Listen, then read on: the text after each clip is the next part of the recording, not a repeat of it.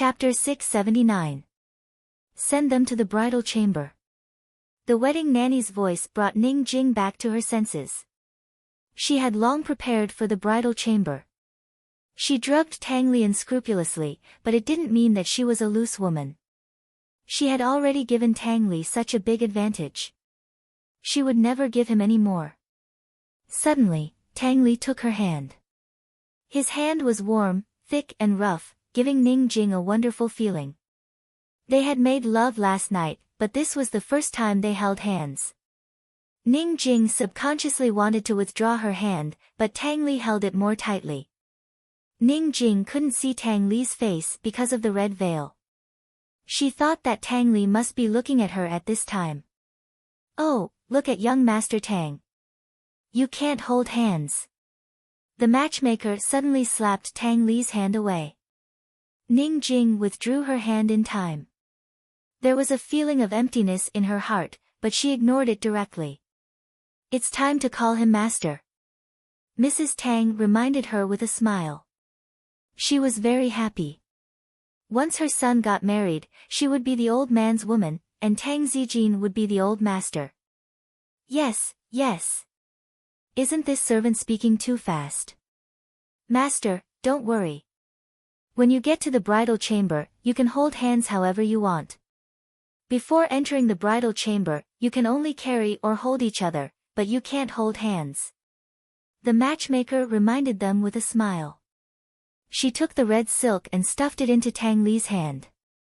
Hold it tight. She gave the other end of the silk to Ning Jing. Hold it tight. Follow your husband. Ning Jing did as she was told. She could feel the strength of the other end of the silk. Tang Li seemed to be holding it very tightly. Because of the matchmaker's teasing, there was already a commotion around. Ning Jing had been waiting for Tang Li to speak, but Tang Li didn't say anything from beginning to end. This was not like that guy's character. What was he doing? What trick did he want to play? Ning Jing was curious, but she remained calm and collected. Come, the groom is leading the bride into the bridal chamber. Under the guidance of the matchmaker, Tang Li walked in front and Ning Jing followed behind. From the side door of the main hall, they went all the way to Tang Li's Xue house. Mrs. Tang and Tang Zijin went to host the wedding banquet. Long Fei Yi accompanied Han Yunqing in the crowd to join in the fun. Normally, after Tang Li sent the bride to the bridal chamber, he should come out to attend the banquet. However, after half a day, Tang Li did not appear. Although everyone was curious, no one dared to ask. As for the disturbance in the bridal chamber at night, probably no one would dare to disturb them. After the banquet began, the originally quiet Tang sect became lively again. However, Crouching Dragon Peak was too high up, so the sounds below could not be heard. On the contrary, on Huilong Peak, where Aunt Ru was, she could hear the noise but could not see it. Aunt Ru sat alone on the cliff as she tried her best to look around. Unfortunately, she couldn't see a thing. She'd even prepared a custom-made dress for Tang Li's wedding, but it turned out to be useless in the end. Listening to the noise in the distance, Aunt Ru felt very uncomfortable. Unfortunately, there was no one to talk to. She felt a little regretful in her heart. Although it was lively outside, the bridal chamber was silent. After entering the bridal chamber, there were many things to do, such as lifting the veil, drinking cross-cupped wine, and so on. However, after Ning Jing sat down on the bed, Tang Li said to the matchmaker, "You can go out now." Sect Master, the matchmaker was about to explain when Tang Li gave her a big red packet. The matchmaker smiled. Okay, I won't disturb you." She was already at the door, but added, "Sect Master, the bride must be tired from the journey." Speaking of this, the matchmaker smiled more ambiguously. "Take it easy. There will be plenty of time in the future. Don't tire her out." Ning Jing suddenly clenched her hands. Fortunately, the red veil covered her face. Otherwise, the matchmaker would probably be killed by her eyes. In fact, the matchmaker was innocent. She knew nothing about the past between Ning Jing and Tang Li. She was really worried about Ning Jing.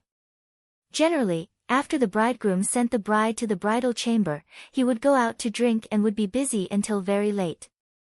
It was just past noon, but Tang Li stayed in the room and did not go out. When was he going to go out? Tomorrow morning.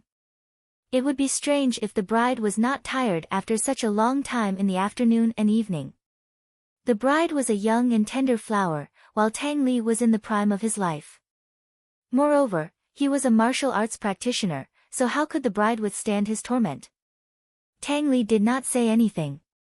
He waved his hand and motioned for the matchmaker to go out. The matchmaker was also helpless. Finally, she said, "Remember to drink the sweet red date and lotus seed soup. From then on, the husband and wife will be as sweet as honey. You will have a child early." Ning Jing clenched her fists more tightly. Tang Li still waved his hand very patiently and let the matchmaker go. This time, the matchmaker was finally willing to leave and help them close the door. Tang Li seemed to be worried. He walked over and bolted the door from the inside. Hearing the sound, Ning Jing's heart inexplicably tightened. Damn it, she had clearly made very thorough preparations, so why was she still nervous? Soon, she heard Tang Li's footsteps. He walked towards her step by step. This bastard. Why didn't he go out in broad daylight? What kind of trick did he want to play? Ning Jing lowered her eyes and remained calm. Soon, she saw Tang Li standing in front of her. He was wearing a pair of black boots with golden edges. He was low-key and luxurious. Ning Jing wanted to lift the veil and take off the phoenix coronet and rosy cloak. She had worn these complicated things for several days and her neck was about to break. However, she could not move. She was afraid that Tang Li would find something to use against her and make things difficult for her. She sat and waited for him to speak. Helplessly, he said nothing. He sat beside her and pulled the other end of the red silk. The room was silent. The two of them just sat there. After waiting for a long time, Tang Li still did not speak. Cold smile appeared on Ning Jing's lips. She thought that Tang Li wanted her to speak. There was no way.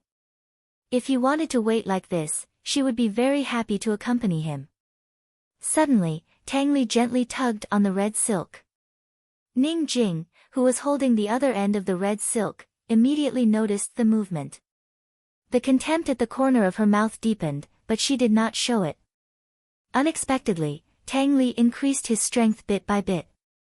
It looked like he was going to pull her over. Ning Jing did not want to play tug-of-war with him. Just as the red silk was pulled tight, she suddenly let go. The red silk was hit on Tang Li's body. A faint "pa" sound could be heard. Ning Jing snickered and pretended that nothing had happened. She sat there quietly. However, Tang Li did not make a fuss about it. He still did it quietly. What kind of medicine did this guy have up his sleeve? Ning Jing began to feel a little nervous. After all, this was the Tang sect. It was his territory. She could only deal with changes by remaining unchanged. Unexpectedly, the two of them sat like this for 2 hours. Ning Jing's butt was a little numb. She could not help but imagine Tang Li's appearance and expression. Was this bastard still staring at her? She was troubled by a question. Why did the bride have to wear a red veil, but the groom did not? In fact, Tang Li did not look at her at all. Although he was sitting, he was leaning on the high pillow beside him and leaning lazily. He supported his head with one hand and closed his eyes to take a nap. He was sure that if he did not make a sound, Ning Jing would not dare to do anything. He was exhausted from the journey. He had to take a good rest in the afternoon. Only then would he have the energy to subdue this woman at night. One was sitting upright, the other was leaning lazily, one was nervous, and the other was sleeping. The quiet and beautiful afternoon passed just like that. When night fell, Tang Li lazily opened his eyes and sat up straight to stretch. Ning Jing secretly paid attention to the movements around her and became alert again. Tang Li got up and rubbed his stomach as he walked to the table. He was hungry. He finished the 20,000 red date and lotus seed sweet soup in no time. Bastard! Ning Jing cursed in a low voice. She had been hungry for a long time. It looked like Tang Li was planning to waste her time. She could not sit still and wait for death. A cold glint flashed past her eyes and she shouted, "Ouch, it hurts. My stomach hurts." It was their wedding night and she was sick. What could he do to her? She covered her stomach with both hands and curled up, shouting, "My stomach hurts, help, help me." Tang Li looked over suspiciously and his lips curled into a cold sneer. However, he quickly put on his act and rushed to Ning Jing. At this moment, Ning Jing happened to remove the red veil.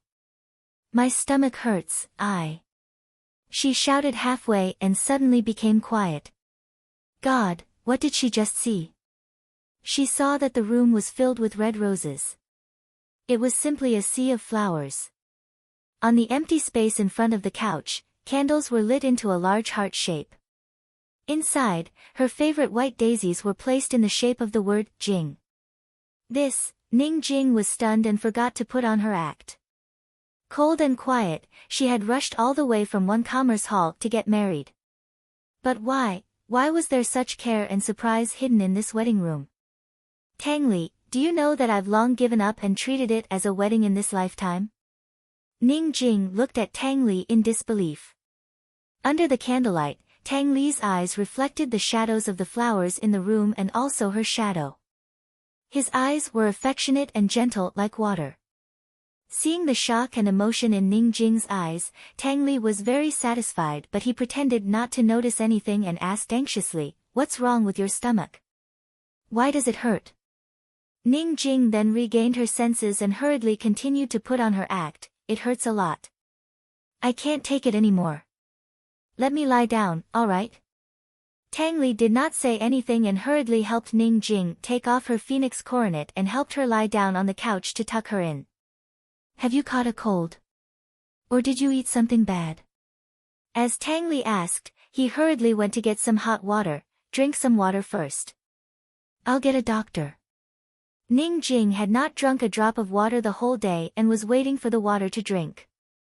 She drank and said, "No, maybe my period is coming, so it hurts a lot. I'll be fine after a night's rest." This trick was simply an insult to him. A sly look flashed in Tang Li's eyes and he pretended not to understand. "Period? What kind of illness is that? Is it serious? I'd better go get a doctor. I'm worried about you." No matter how open-minded Ning Jing was, she would still feel awkward. Tang Li was such a playboy. How could he not understand this kind of thing? He must be faking it. Don't think that she could not see that the decoration of this room was indeed very meticulous, but there was an ulterior motive. Trying to deceive her? No way. "I'm not sick, it's..." Ning Jing motioned for Tang Li to come closer and wanted to explain to him. Who knew that she suddenly felt a sharp pain in her stomach, so painful that she suddenly broke out in cold sweat. What was going on?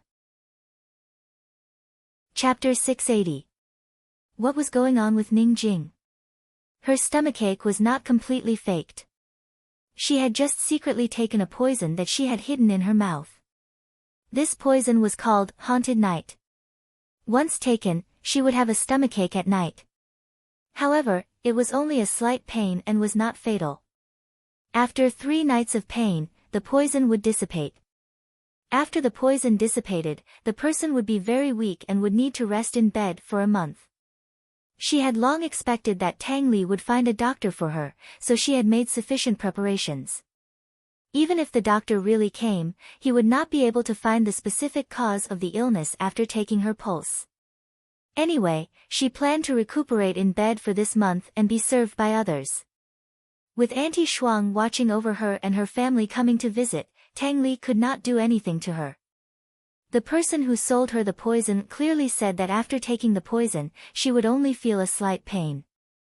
Why did her internal organs hurt as if they were being cut by knives? She was not afraid of pain, but this kind of pain was simply unbearable. In just a short while, she was already sweating all over. Looking at Ning Jing's pale face and trembling lips, Tang Li's eyes flashed with contempt. He thought to himself, this shameless woman really knows how to act. If he had not fallen for her tricks before, he would definitely have fallen for it. He leaned closer and asked curiously, if it's not an illness, what is it? Ning Jing did not answer. To be exact, she did not have the strength to explain to him. She pressed her hands tightly on her stomach, hoping to relieve some of the pain. Let's call a doctor over. Tang Li seemed to be very anxious, but in fact, he did not even want to call a doctor over. Ning Jing was just pretending. It was useless to call a doctor over. He was very willing to slowly waste time with her tonight. Come, drink some more water. I'll call a doctor. He gently helped Ning Jing sit up. As soon as Ning Jing sat down, she immediately fell to the side and curled up in pain. Her acting was so good. Tang Li decided to accompany her to the end. Long Fei Yi had already ordered him to settle Ning Jing within a year. He decided to use warm tactics to torment this slut. Tang Li quickly pulled Ning Jing up. Jing, what's wrong with you? Don't scare me, okay? Ning Jing was in so much pain that she felt weak all over. She couldn't help but collapse into Tang Li's arms. The warmth in Tang Li's arms immediately dispersed the coldness in her body. However, she was not greedy. She gritted her teeth and quickly struggled out. Lying in the bedding, she held her stomach tightly and did not say a word. Wait, I'll call the doctor right away. When Tang Li opened the door and came out, he saw Aunt Shuang pacing back and forth in the courtyard. Tang. Aunt, son-in-law. Aunt Shuang was still calm. She thought that the young lady's plan should have succeeded. Tang Li must have come out to summon the doctor. Unexpectedly, Tang Li glanced at her and went back in without saying anything. What was going on? Aunt Shuang became uneasy. Just as she was about to approach, two shadow guards immediately appeared and stopped her. Inside the room, Ning Jing saw that Tang Li had returned and finally breathed a sigh of relief. It was good that he had called the doctor. She was saved. Tang Li still poured warm water and knelt in front of the bed. He gently coaxed, Jing, drink some water. The doctor will be here soon. Ning Jing turned her face away and ignored him.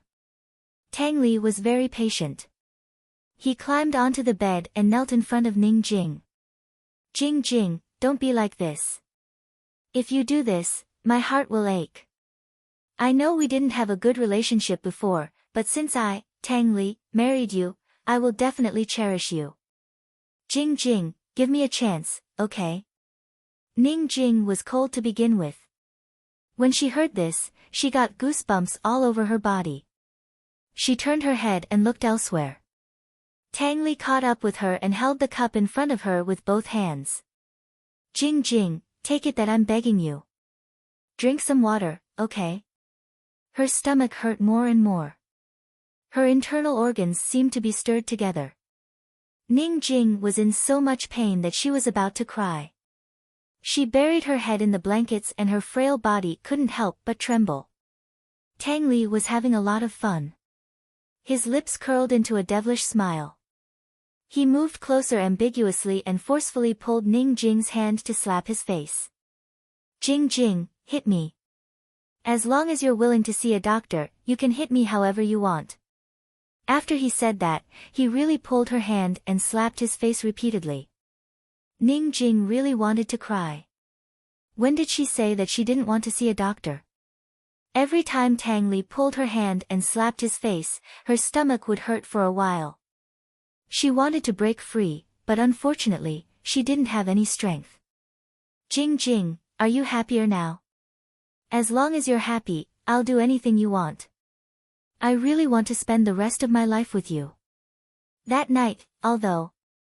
As Tang Li spoke, he pretended to smile helplessly before continuing, no matter what, I'll take responsibility until the end. Jing Jing, I, Tang Li, will only love you in this lifetime.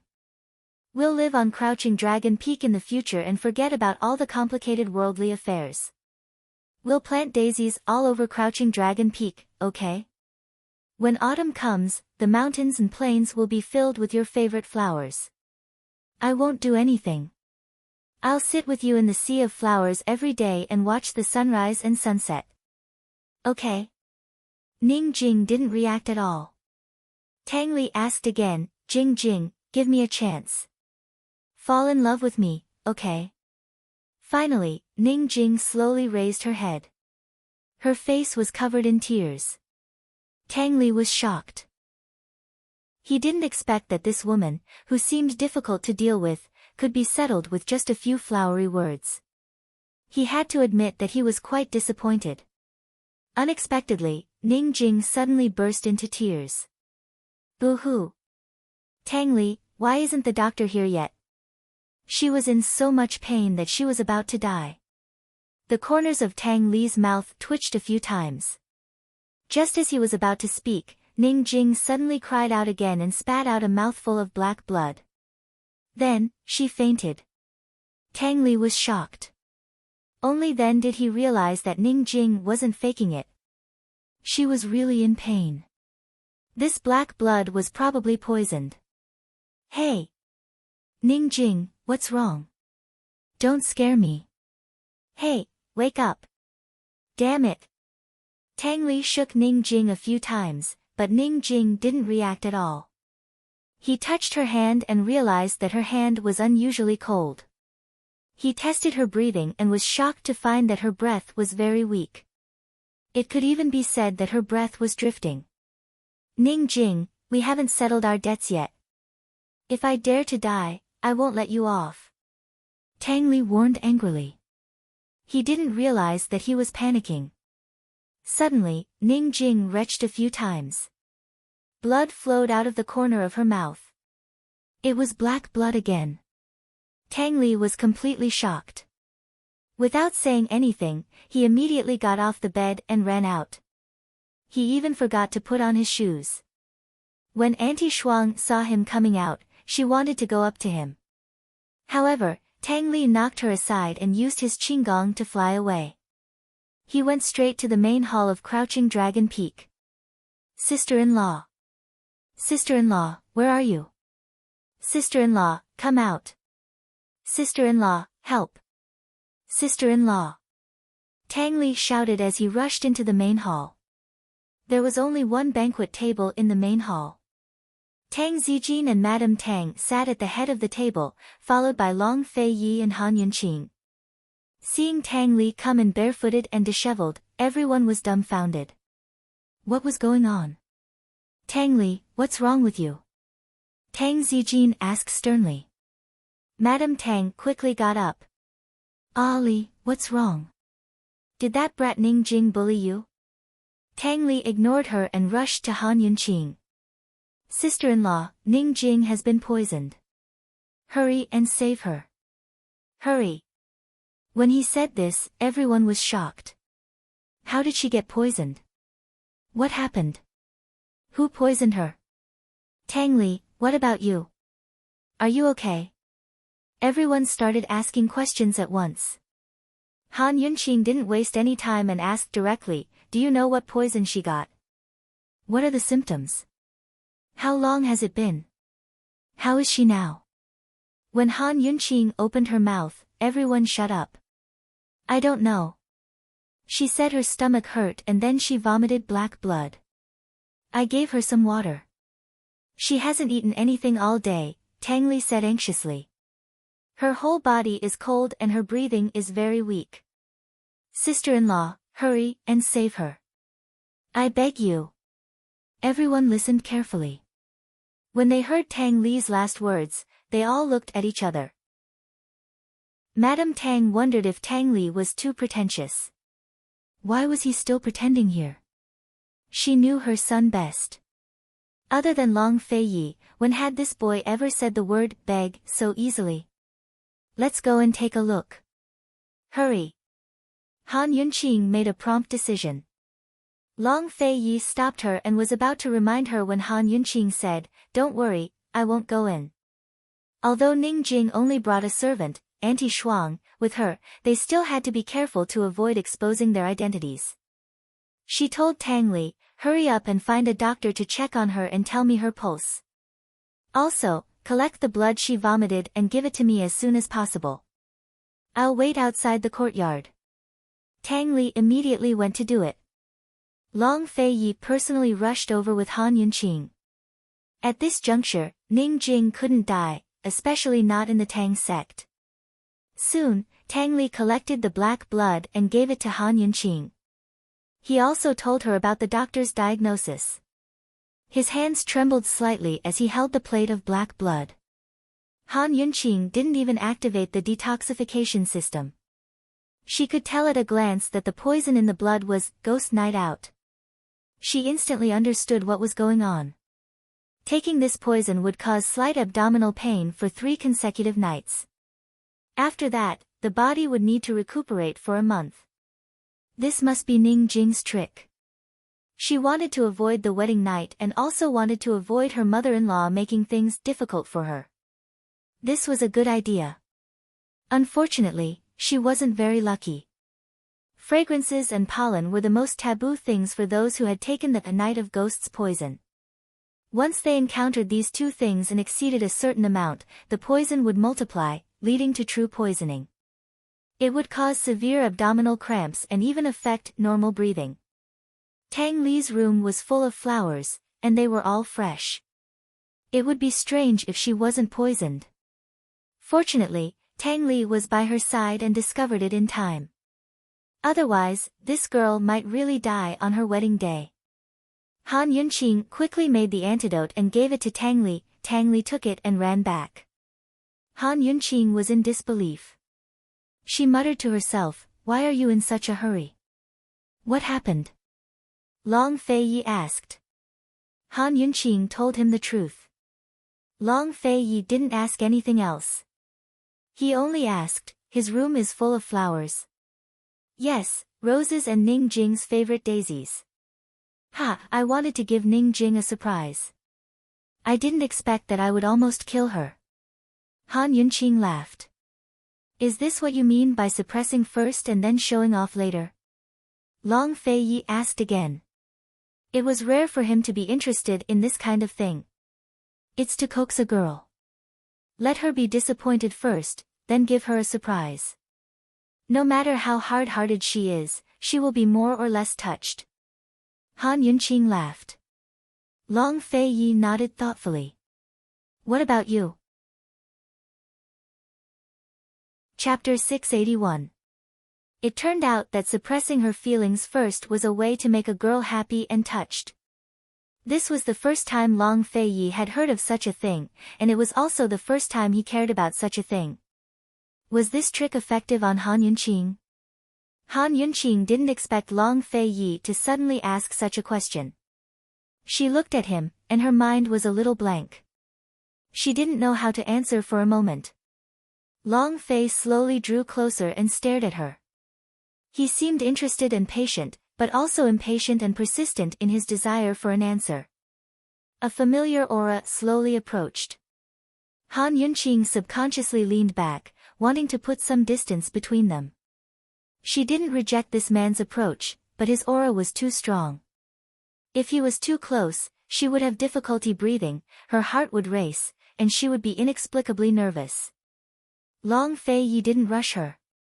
His tall body leaned forward as she leaned back. Han Yunqing hadn't seen him at such a close distance and looked into his eyes for a long time. These deep eyes weren't as cold and sharp as usual, but they were still bottomless. Han Yunqing clearly knew that she would be addicted, but she still couldn't help but look into his eyes.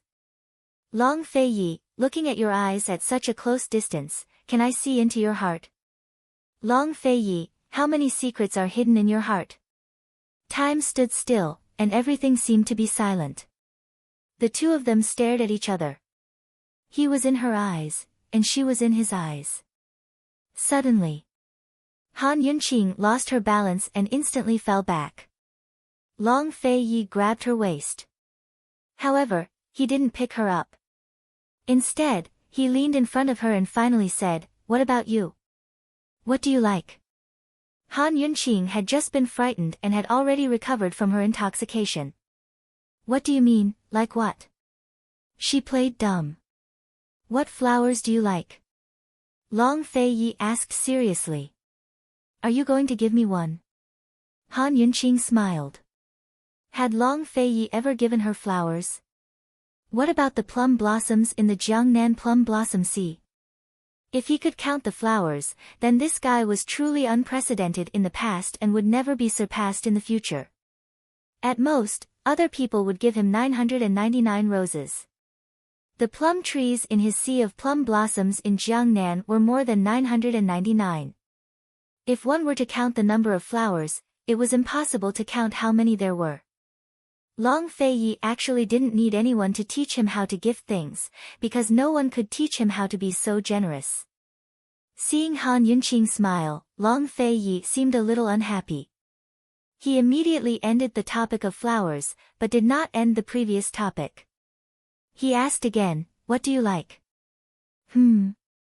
He furrowed his brows and insisted on an answer.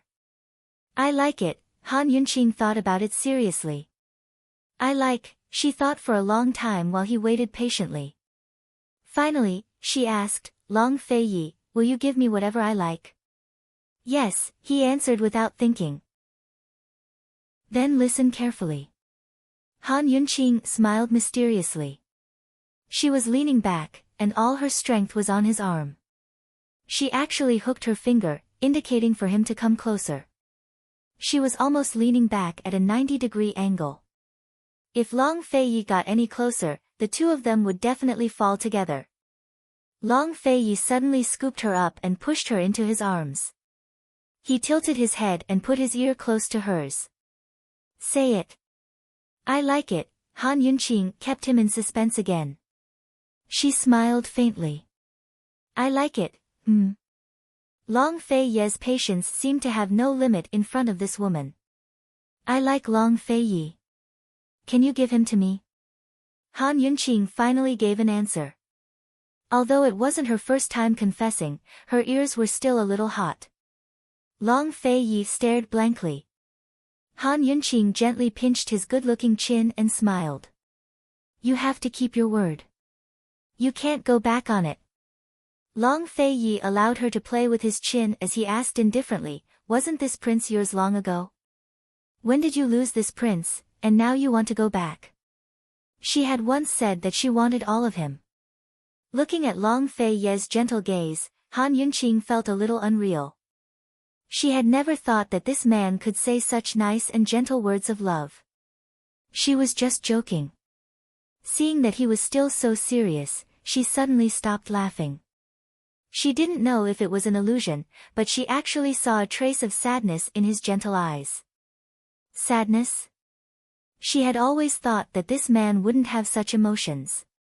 His heart was stronger than his sword skills, so how could he be hurt? Who could hurt him? Between the two of them, wasn't she the one who had been hurt all these years? At most, he was angry.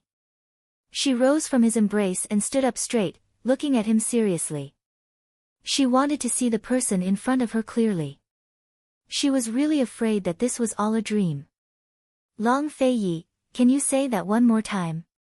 When did you lose this prince?" "Now." "No, the one before that.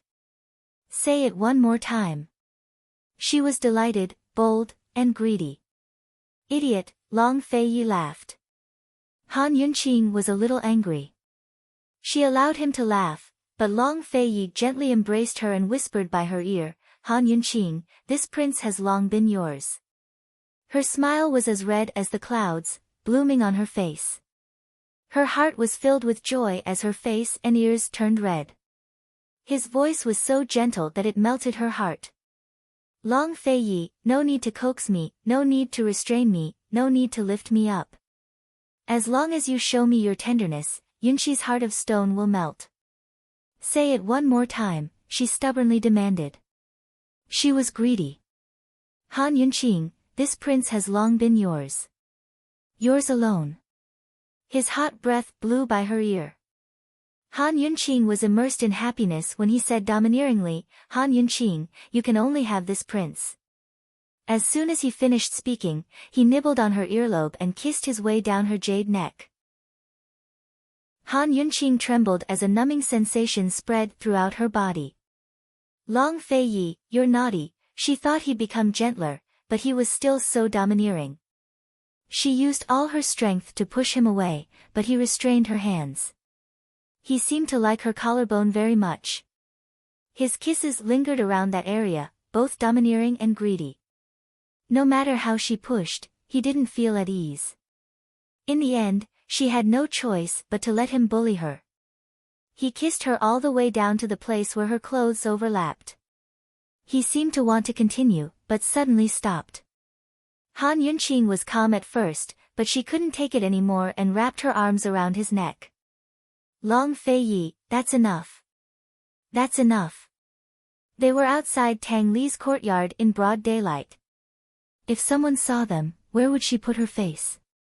It was clearly Tang Li and Ning Jing who were in the bridal chamber, all right?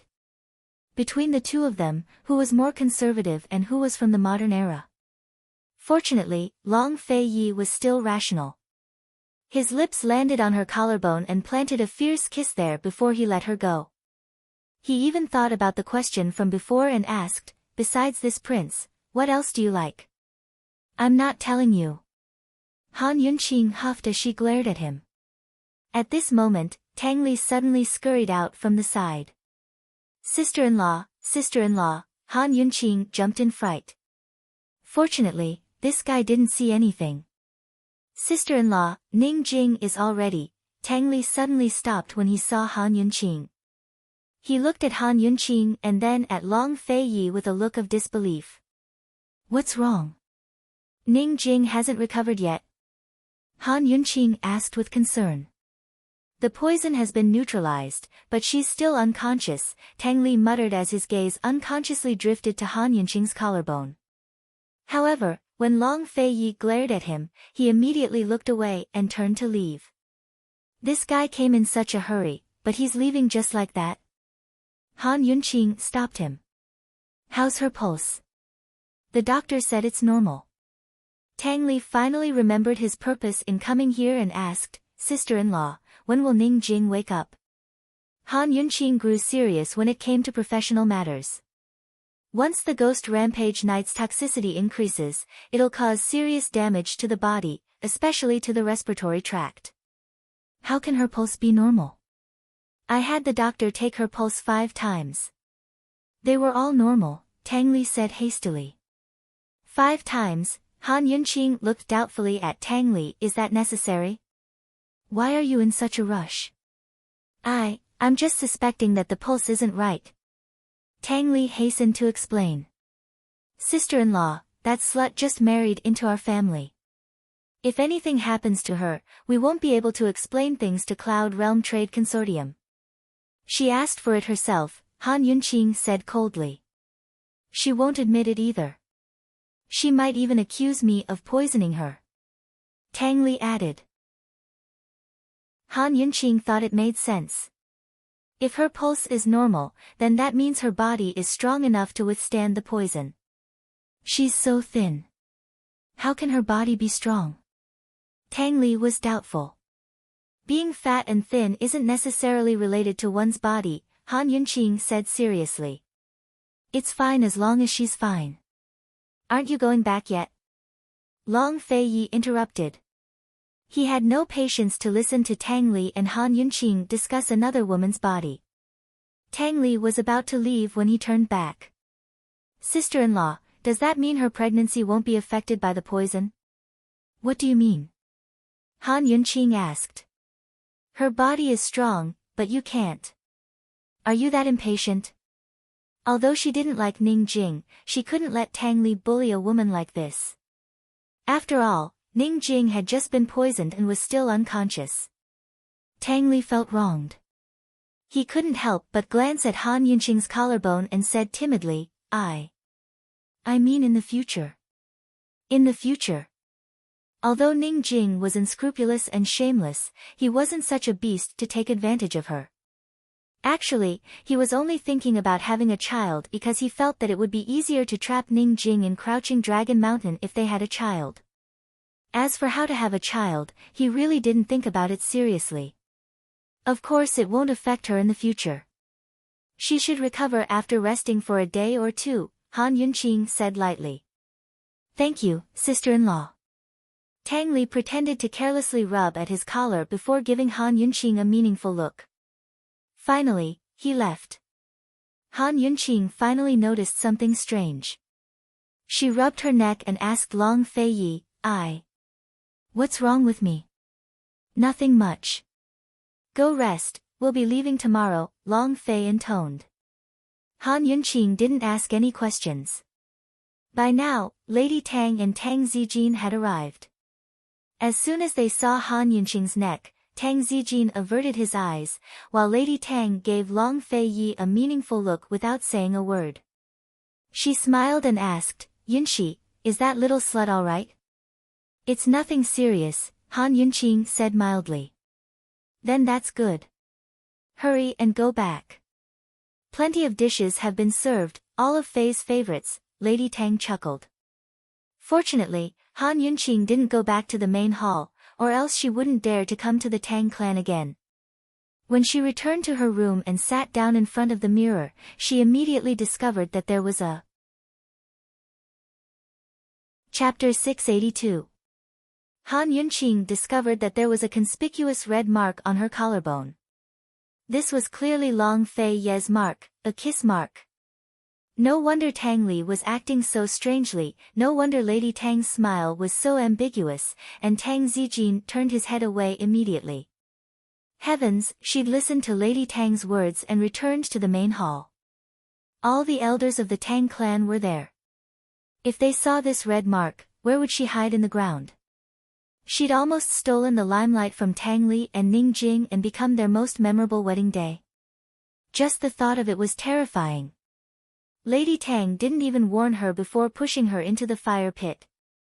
How abominable. Like son, like mother.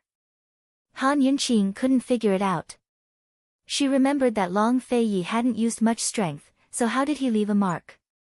Of course, Han Yunqing calmed down after her initial excitement. She gently caressed the redness. No one knew what she was thinking, but she suddenly smiled. Mine? The exhausted Han Yunqing was destined to lose sleep that night. She spent an entire night cutting out a dress to make a silk scarf to hide the mark. Otherwise, how was she supposed to face anyone tomorrow? She couldn't figure out why she never realized that Long Fei Yi was such a bastard. Han Yunqing didn't sleep at all, nor did Long Fei Yi. Although he was at the Tang clan, he kept an eye on the battles between Tianning, Western Zhou, and Tianan. Less than a day later, news of the induced labor had shaken Medical City.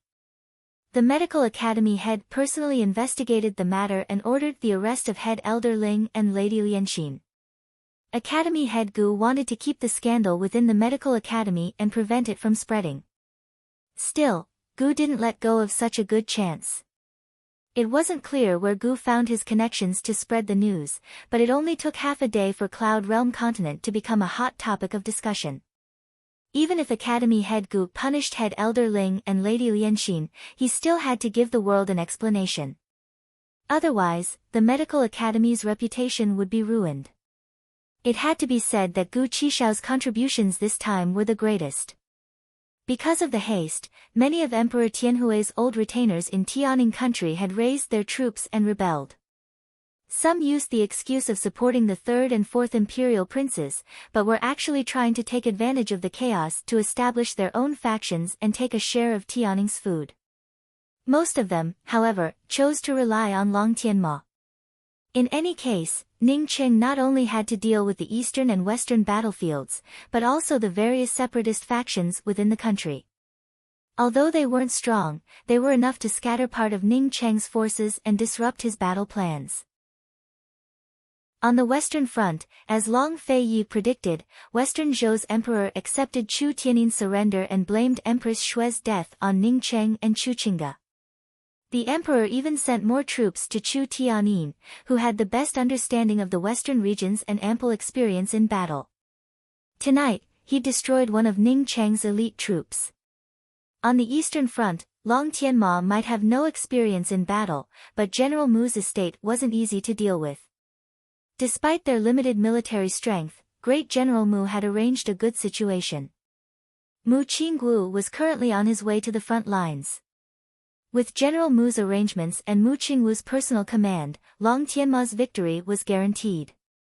Your Highness, Long Tianmo really got lucky this time, Chu Shifeng said unhappily. We shouldn't have left Long Tianma alive in the first place.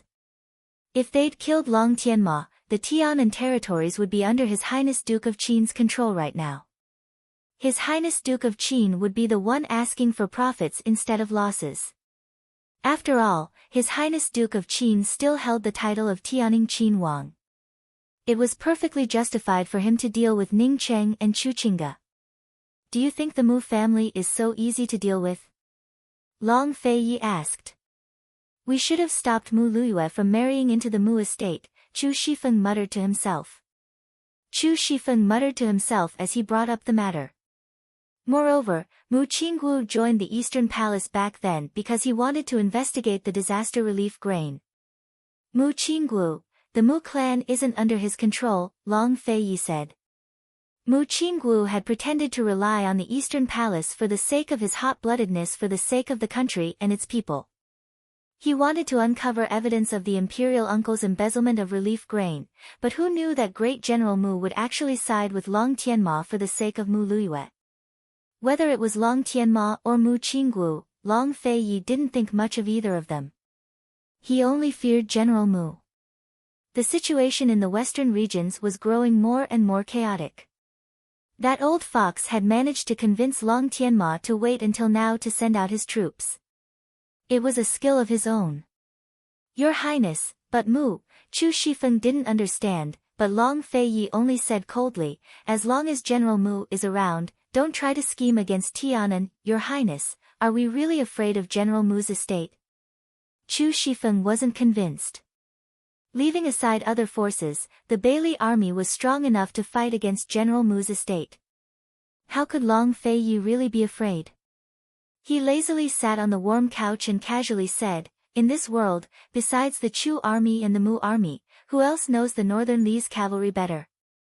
Long Feiyi had said during Tianning civil unrest that Tianning and Tianan were meant to defend against Northern Li's cavalry. The south-central region was a land of fish and rice, a rich and fertile land. It was also the most densely populated area, so he would never allow the flames of war to spread there. This time, he'd accepted Chu Tianin's surrender and kept the Chu clan troops for more than just dealing with Ning Jing. Go make preparations. We'll set out for South Ning tomorrow, Long Feiyi ordered. Your Highness is leaving Yaoshui? Chu Shifeng was astonished. Wasn't it too early to leave Yaoshui now? After all, the war had only just begun. There were bound to be variables. As long as Northern Li doesn't make a move, the three countries in the west won't be affected.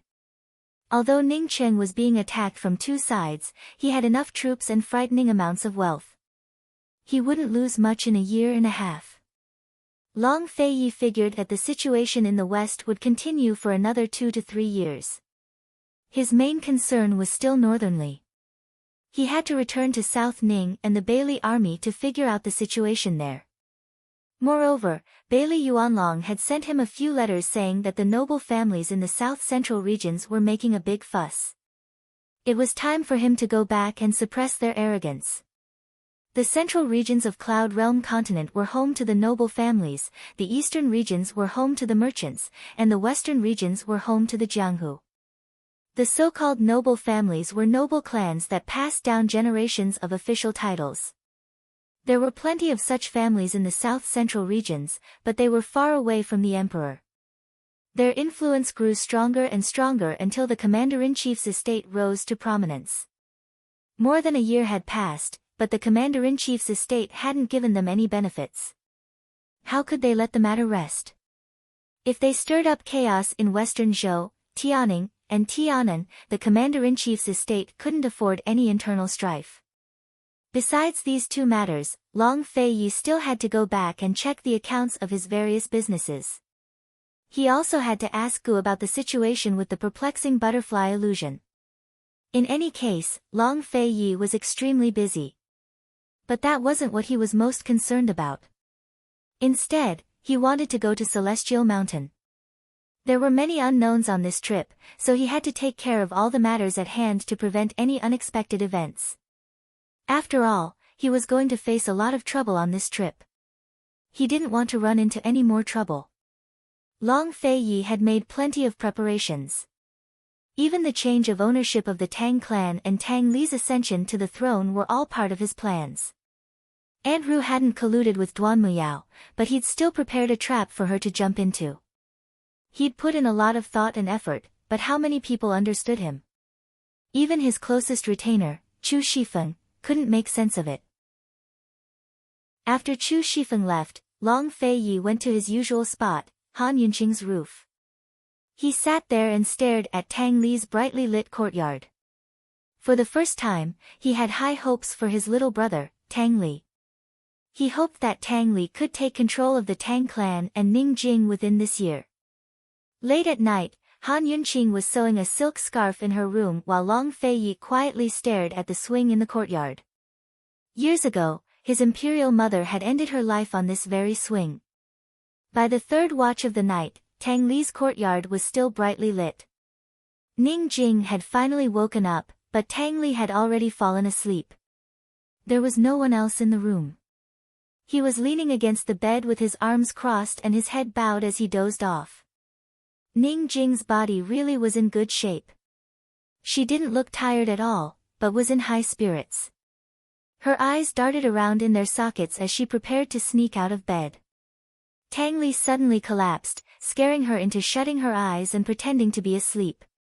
Tang Li narrowly avoided falling onto the bed, but woke up quickly enough to stretch and yawn at the same time. Ning Jing heard the noise and didn't dare to open her eyes. She didn't know why her stomach was hurting so badly, but she was sure that Tang Li had saved her.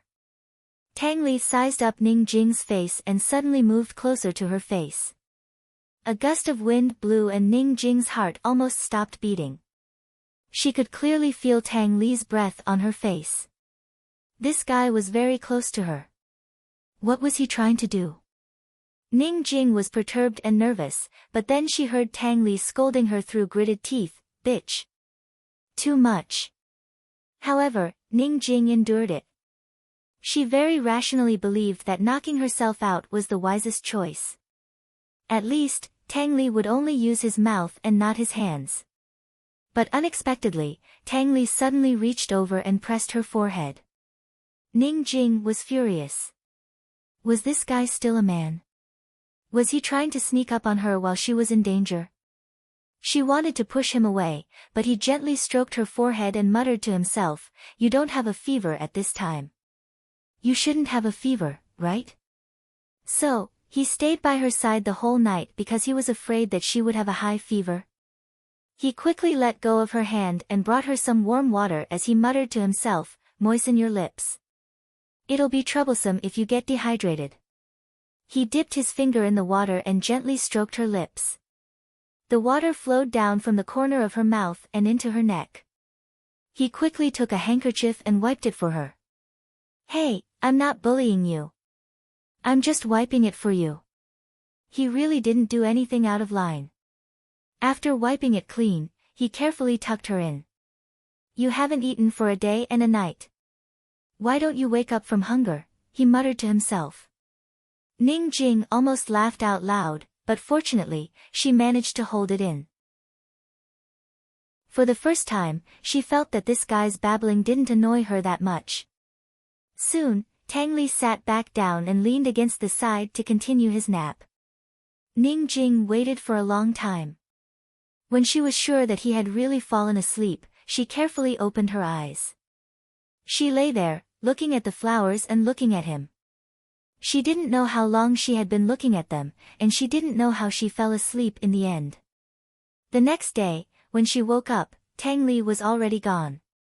Long Fei Yi and Han Yunqing were about to leave, and Tang Li had gone to send them off. Other than Han Yunqing, Tang Li was the first to know that Long Fei Yi was going to Tianshan.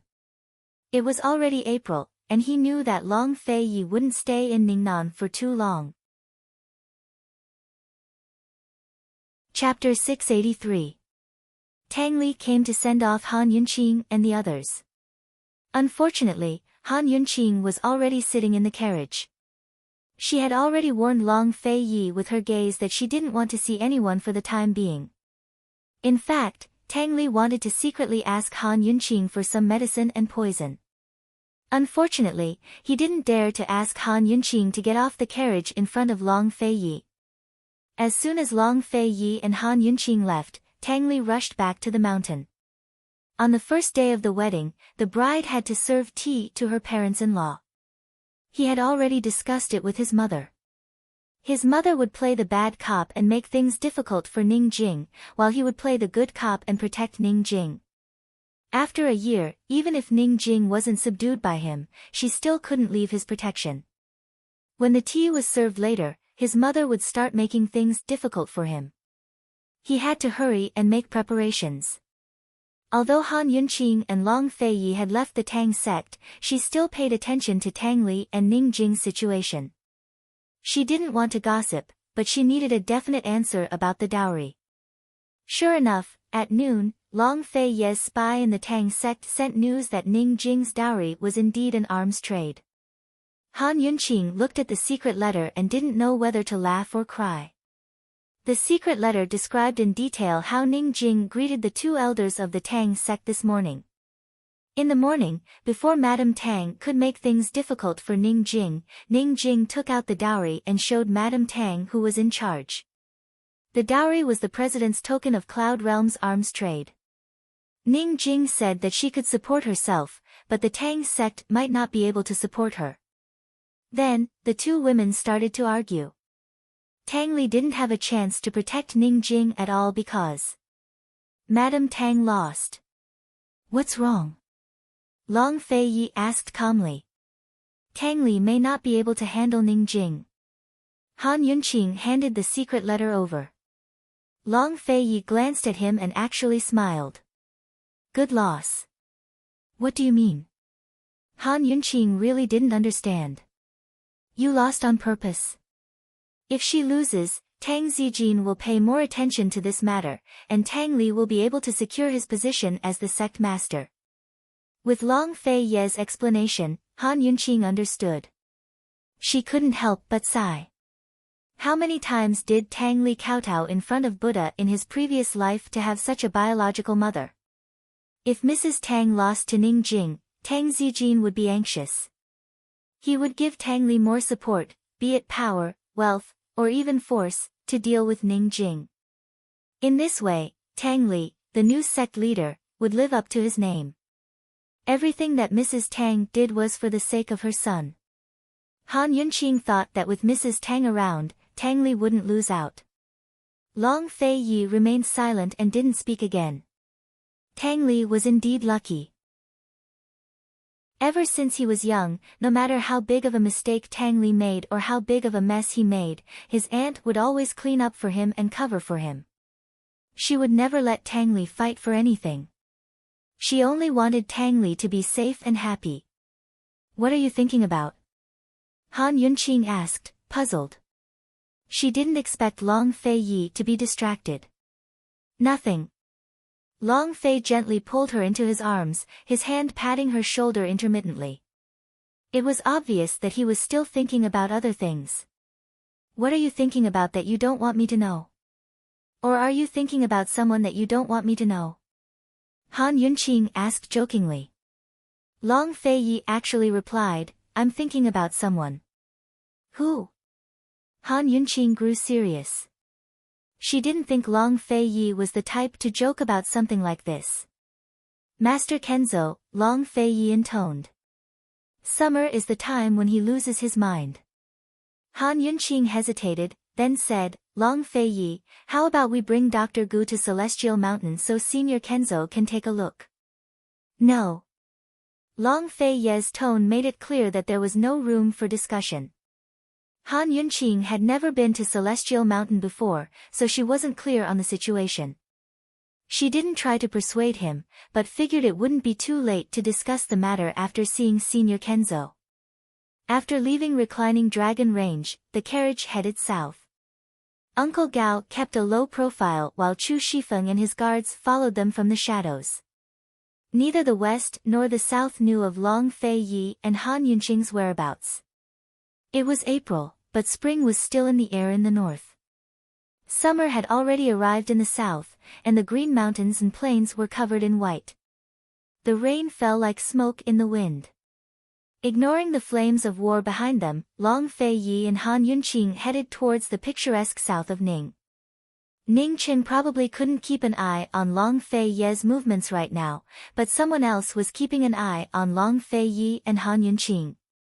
It was none other than Jun Yixie's master, former head of the 100 Poisons sect, and heir to the Wind clan of the 7 noble families, Bai Yanqing.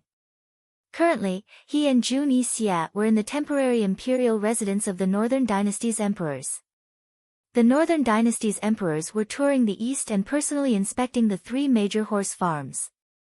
Master and disciple accompanied them in secret.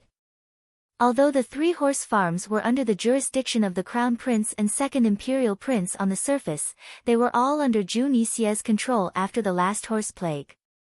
More specifically, they were all under Bai Yanqing's control.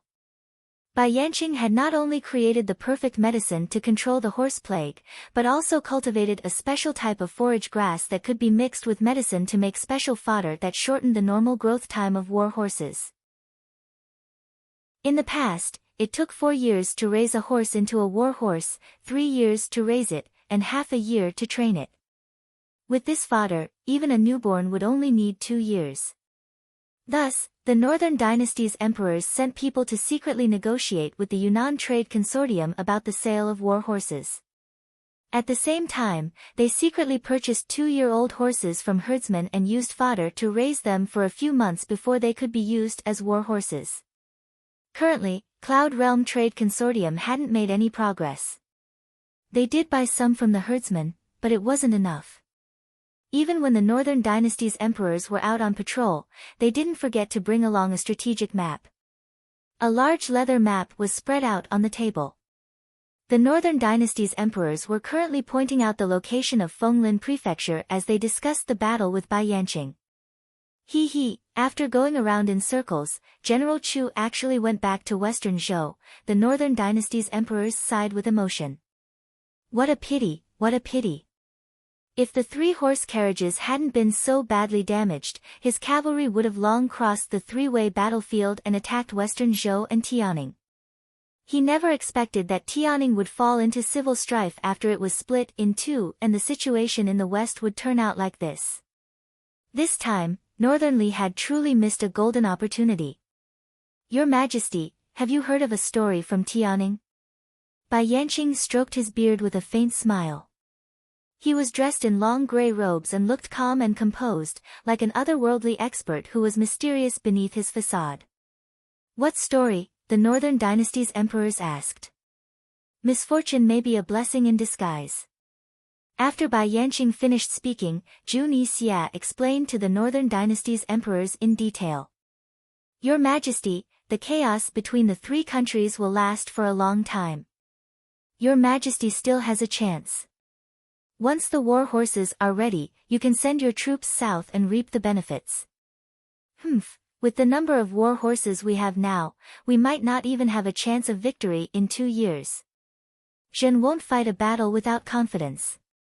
Don't forget that the Duke of Qin's navy is still eyeing us from the Eastern Sea.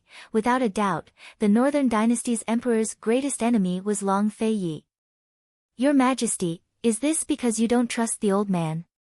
Bai Yanqing laughed coldly. Compared to Jun Yixie's respect, Bai Yanqing wasn't humble in front of the Northern Dynasty's emperors. Neither was his aura weak. Bai Yanqing, how do you expect Zhen to trust you? Cloud Realm Continent's most fertile lands are all in the Duke of Qin's hands. It's already summer in the south, so harvest season will arrive in a few months. The flames of war won't reach there. When the time comes, Western Zhou and Tian'an will have no choice but to transfer grain from his hands. He won't miss out on Ning Cheng's lands. The Northern Dynasty's emperors said coldly. Western Zhou and Tian'an's lands were barren to begin with, so grain production was limited. Now that the flames of war had begun, almost all farming and animal husbandry had stopped. Although Tian'an wasn't the main battlefield and its agriculture was well developed, all of its men had gone to war. Fewer people were left to do farm work, which would greatly reduce grain production. Once the grain reserves were used up, both sides would have to buy grain from outside. This was the perfect time for the South Central Region's commander-in-chief's estate to reap the spoils of war. Moreover, Long Fei Ye's style wasn't just for grain. It was very likely that he'd take advantage of the situation to send out his troops and divide up Tian'an's lands with Western Zhou and Tian'an. The Northern Dynasty's emperors spoke the truth, but Bai Yanqing didn't take it to heart. Smiling, he said, "Your Majesty, please believe the old man. This autumn will be an eventful one for the Duke of Qin. As long as the Crown Prince can quickly increase the number of horses, the old man's promise to your Majesty will come true very soon." Seeing the Northern Dynasty's emperors hesitate, Bai Yanqing added, "Your Majesty trusted the old man in the past. If you don't believe him now, the old man will be disappointed." Bai Yanqing's eyes were like a mysterious lake that had lain dormant for thousands of years. Nothing could disturb it. The Northern Dynasty's emperors recalled Bai Yanqing's promise. He'd said that the 7 noble families, the Wind and Black clans, would swear fealty to the Northernly Imperial family and unite Cloud Realm continent together. Because of this promise, the Northern Dynasty's emperors had conferred upon Jun Yi Xia the title of Duke of Kang and granted him unlimited power. Bai Yanqing was an honored guest of honor and treated him with limitless respect. The Northern Dynasty's emperors stared at Bai Yanqing for a long time before coming to a decision. "Someone come, send orders to the second imperial prince to cross the snowy mountains and recruit soldiers and horses.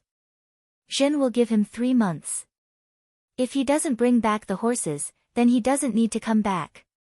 Beyond Northern Li's lofty snowy mountains was the northernmost part of Cloud Realm continent. It was also the last piece of undeveloped land, home to a tribe of primitive slaves called the Winter Crow clan. 3 years ago, the Northern Dynasty's emperors had sent out envoys to bypass the snowy mountains and reach the Winter Crow clan for the first time. There, they discovered the best breed of horses, the Winter Crow horses. Over the past 3 years, Northern Li had already built a winding mountain path that allowed them to reach the Winter Crow clan in a short time. However, the Winter Crow clan was fierce and untrustworthy, making it difficult to communicate with them. Even a small business deal with them could put one's life in danger, much less a major horse trade. Northern Li had sent out 10 envoys in total, but none of them had returned. Thus, the Northern Dynasty's emperors hadn't held out much hope. But now that the 3 nations were at war, he had no choice but to try.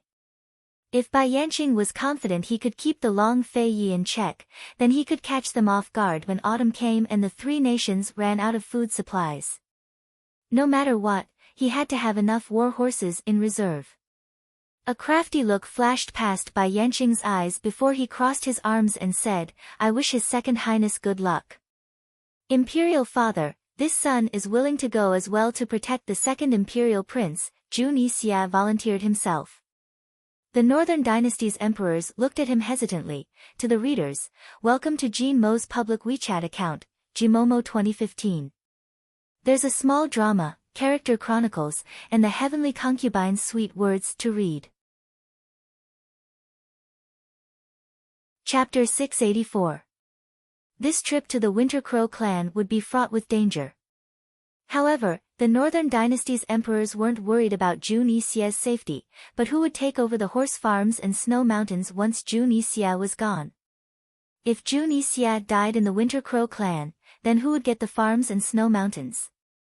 The Crown Prince had always been in charge of recruiting soldiers and buying horses, but the Northern Dynasty's emperors had sent the second Imperial Prince this time precisely because they didn't want the Crown Prince to take any risks. a country couldn't go a day without a ruler or heir apparent. With the second imperial prince and Jun Xie going, it was inevitable that the horse farms and snow mountains would fall into the crown prince's hands. The northern dynasty's emperors valued the crown prince, but didn't want him to have too much power. After all, Crown Prince Long Tianma had set up his own house to serve as a warning. In the midst of her hesitation, Bai Yanqing spoke up. The second imperial prince might not be able to handle this. If Xie goes, old man won't have to worry. The barbarians are afraid of supernatural powers, so Xie's poison skills should be enough to deal with them. The Winter Crow clan was extremely backward, especially when it came to medicine. Many of their incurable illnesses were attributed to supernatural beings. If Jun Xie used his poison skills there, he might even be worshipped as a god. In the Winter Crow clan, anyone who was worshipped as a god could order them around as they pleased. Poison skills, that's a good idea. Beloved subject, why didn't you say so earlier? The Northern Dynasty's emperors suddenly realized. I just thought of it, Bai Yanqing explained. Just like that, the Northern Dynasty's emperors agreed. After Bai Yanqing and his disciple left the palace, Bai Yanqing instructed in a low voice, find someone to tell the crown prince the news in a few days. He won't miss out on a chance to fight for merits. Jun Xie's lips curved up in a ruthless smile. Master is wise and brilliant. This disciple definitely won't disappoint you. No matter who it was, as long as they could bring back the horses, they would be considered meritorious and would be able to directly take charge of the warhorse warehouse. The crown prince would not easily give this opportunity to the second prince. Jun Xie had plenty of ways to lure the crown prince to the Winter Crow clan. Once he was there, he would be able to decide how the crown prince and the second prince died. Once the Northern Dynasty's emperors lost the crown prince and the second prince, it was as if they had lost their left and right arms. Even if they supported another prince, they would not be able to fight against him in a short period of time. In the future, when the Northern Dynasty's emperors grow old, it would be hard to say who would take control of Northernly. Previously, Jun Xie had never understood why his master wanted him to keep an eye on the internal affairs of Northernly and not be distracted by interfering with external affairs. Now, he was more or less obvious. If he did not lose to Long Fei Yi and Han Yunqing, perhaps he would be more relied on by the Northern Dynasty's emperors. His master had set up a big picture, but the most important thing was to control Northernly. Bai Qingyan and Jun Xie returned to their own tents before Bai Qingyan spoke up. Cloud Realm Trade Consortium is the biggest variable. The grain and horses in their hands can't be underestimated. Master, just what is the relationship between the Ning clan and Cloud Realm Trade Consortium? In the past, Cloud Realm Trade Consortium sold quite a few red coat cannons to the Ning clan during their war with Western Zhou, Jun Xie reminded. Bai Yanqing shook his head. There's definitely something fishy going on. Also, Ning Jing actually married into the Tang clan. Because of her marriage, the plans to grow medicine in the snow mountains were all put on hold. What do they have to do with the Tang clan? Jun Xie muttered to himself. You don't need to worry about that for now. Make your preparations well and be careful when you go to the Winter Crow clan, Bai Yanqing instructed. Don't worry, master. It's just a trivial matter. Jun Xie was as confident as ever. At this moment, Jun Xie's junior sister and Bai Yanqing's adopted daughter, Bai Yuqiao, walked in. Go and make your preparations. We'll set out tomorrow for a trip back to Imperial City. Bai Yanqing waved his hand, clearly shooing them away. Jun Xie didn't want to leave so soon. Master, about Long Fei Yi and Han Yunqing, do your part well. Bai Yanqing was unhappy. Jun Xie was both unsatisfied and curious. His main concern was how his master was going to deal with Long Fei Yi and Han Yunqing. What he didn't understand the most was why his master had warned him not to touch Han Yunqing so casually. Just what kind of medicine was he selling? Every time he asked, his master would either change the topic or chase him away. He had endured it for a long time. Master, do we still have secrets between us? His usually cold and insufferably arrogant eyes were filled with stubbornness and even a hint of grievance. Are you suspecting your master? Bai Yanqing's face fell. Bai Yuqiao silently retreated to the side. Seeing her usually arrogant senior brother being as stubborn as a child, she felt her heart ache. She knew all of her master's plans and had wanted to secretly tell him several times, but she didn't have the courage. That's not it. Since master doesn't want your disciple to interfere, your disciple will obey. Zhu Nixia finished speaking and turned to leave. When he reached the door, Bai Qingyan said coldly, "You've already been defeated by a woman over and over again. What right do you have to interfere? Don't worry, master will avenge you for the humiliation Long Fei gave you. Don't be anxious."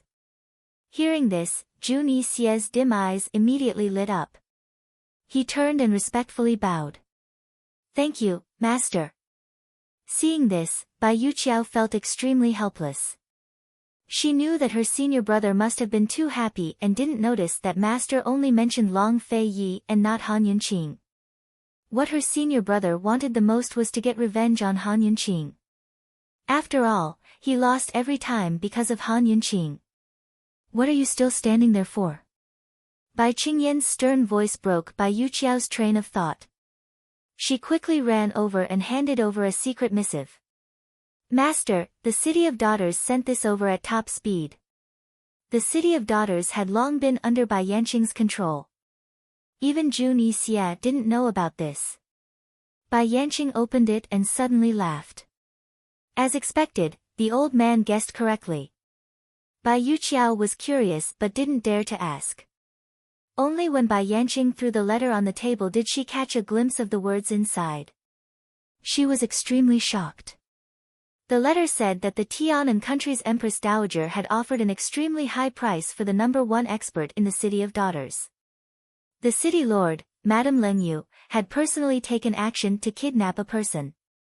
Seeing that person's name, Bai Yuqiao was shocked.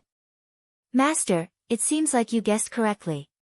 Bai Yanqing's eyes narrowed, revealing a terrifying killing intent. It must be him. Bai Yuqiao was most afraid of her master's bloodthirsty appearance. He didn't have his usual elegance and calmness. He was like a dark avenger. Bai Yuqiao didn't know where her master's hatred came from. She only hoped that her master would treat her senior brother well and not let him become a tool for his revenge. "How's the investigation of the mermaid clan?" Bai Yanqing asked again. "It's still under investigation. The mermaids in the water are not difficult to deal with, but those on land are troublesome. Your disciple will make good use of the time." Bai Yuqiao said seriously. "Very good, if this matter is settled. Master will definitely tell you where your sister is." Bai Yanqing was in a good mood. "Go personally to the City of Daughters and tell Leng Yu that no matter what, accept this deal." Bai Yuqiao received the order and left. When she reached the entrance of the tent, she exhaled a mouthful of turbid air. Her small hand covered her chest, feeling her wildly beating heart. Master hadn't mentioned her sister for many years. She was adopted by Master and always thought that she was an orphan. However, many years ago, Master accidentally mentioned that she had a sister with eyes as big as hers. Master said that he only knew that much, but she knew that Master wasn't telling the truth. She knew Master better than her senior brother. "Little sister," Bai Yuqiao muffled her mouth. Although she was overjoyed, her eyes were wet. She hadn't cried in a long, long time. Little sister, where is she? Was this what it felt like to have family? She suddenly felt like she wasn't so lonely anymore. Northernly seemed peaceful, but there were huge movements. Who knew if Long Fei Yi would be able to sense them in the short span of a month? Yes, 1 month. May was the best season to climb Celestial Mountain. The mountain paths were easy to traverse and the weather was just right. Besides taking care of matters in South Ning, they could reach the foot of the mountain by the end of the month. They were in a hurry from Reclining Dragon Range to South Ning Prefecture, but just as they were about to enter South Ning Prefecture's borders, a guard came with bad news. Even though it was the middle of the night, Chu Shifeng didn't hesitate to wake Long Fei Yi. "Your Highness, something big's happened. Grand Concubine Yi's gone." Long Fei Yi's eyes flew open. Han Yunqing was startled awake as well. "What do you mean?" Long Fei Yi asked coldly. "This evening, a servant girl went to deliver food, but she was already gone. All of the shadow guards in the ancestral hall were killed with sword wounds. Judging from the scene, they were probably robbed. The attackers' martial arts were extremely high," Chu Shifeng reported. "Are there any other clues?" Long Fei Yi was still calm, but this was no small matter. During the chaos in Tianning's capital, Grand Concubine Yi had been rescued by the shadow guards and sent to South Ning Prefecture. After the Duke of Qin's estate was built, Grand Concubine Yi had been living in the ancestral hall of the estate. She spent her days chanting scriptures and worshipping Buddha until she faded out of the public eye. Grand Concubine Yi wasn't just an old imperial concubine. Although she wasn't clear on Long Fei Yi's origins, she knew Long Fei Yi wasn't Emperor Tianhui's son. That fact alone was enough to threaten Long Fei Yi. Thus, Long Fei Yi hadn't agreed when she asked to become a nun at the nunnery. Instead, he'd placed her under house arrest in the ancestral hall and sent 3 groups of shadow guard to guard the place. Over the past year, she'd been safe and sound. Who knew that something would happen now? What were the kidnappers' motives? None at the moment. "Your Highness, should this subordinate hurry back first?" Chu Shifeng was very anxious. Before Long Fei Yi could reply, Han Yunqing said, "We'll go back together. If the kidnappers aren't trying to use Grand Concubine to threaten us, then they must be suspecting your Highness's identity." "I'm afraid it's the latter." Long Fei Yi's eyes flashed sinisterly. Long Tianma. Emperor Tianhui and Empress Dowager Chen had both suspected this in the past. They'd even hired assassins from the City of Assassins to fight over Mama Su. Without any other clues, Long Tianma was the prime suspect. Long Tianma had fled to the west, but Empress Dowager Chen and the imperial uncle's estate had all stayed behind in Tianan to follow him. Besides Emperor Tianhui, the only other person who knew was Empress Dowager Chen, the current Empress Dowager of Tianan. That very night, Long Fei Yi and Han Yunqing abandoned their carriage and rode with Chu Shifeng back to South Ning Prefecture.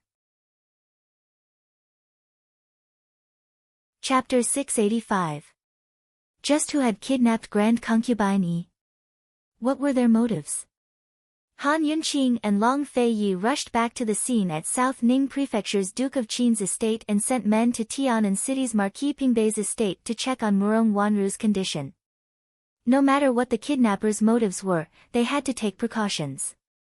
They had to prevent Grand Concubine Yi from leaking the secret. Murong Wanru might be unconscious like a vegetable, but she was the key to threatening Grand Concubine Yi. By the time they reached the Duke of Qin's estate in South Ning, it was already late at night. Grand Concubine Yi's ancestral hall was hidden in the bamboo forest behind the estate, secluded and quiet. Han Yunqing and Long Fei Yi hadn't come to see her since she moved in. Today was their first visit. The shadow guards' corpses were all motionless, scattered throughout the bamboo forest. The fire in the ancestral hall flickered on and off. From a distance, it didn't look as solemn and holy as usual, but cold and terrifying. Han Yunqing, Long Fei Yi, and Han Yunqing walked all the way over, examining multiple shadow guard corpses. Without exception, all of them had been killed with a single slash to the throat. When they reached the ancestral hall, they found it neat and tidy. There were no signs of fighting, as if nothing had happened at all. Grand Concubine Yi could walk out from behind the curtains at any moment. There were 3 layers of defense around the ancestral hall, totaling 100 guards. Yet they had all been wiped out without arousing the attention of the other guards. What kind of skills were these? How fast were they? Long Fei Yi narrowed his icy eyes as he surveyed his surroundings. Where's Gui Mama? Chu Shifeng immediately brought Gui Mama inside. She was the only servant girl in the ancestral hall who took care of Grand Concubine Yi's daily needs. This servant greets your Highness Duke of Qin, esteemed Wang Fei. Gui Mama trembled as she kowtowed on the ground. She was the one who discovered Grand Concubine Yi's disappearance. When was the last time you saw the Grand Imperial Concubine? Long Fei Yi asked. In the time it takes to make a bowl of noodles, your Highness Duke of Qin, this is too strange.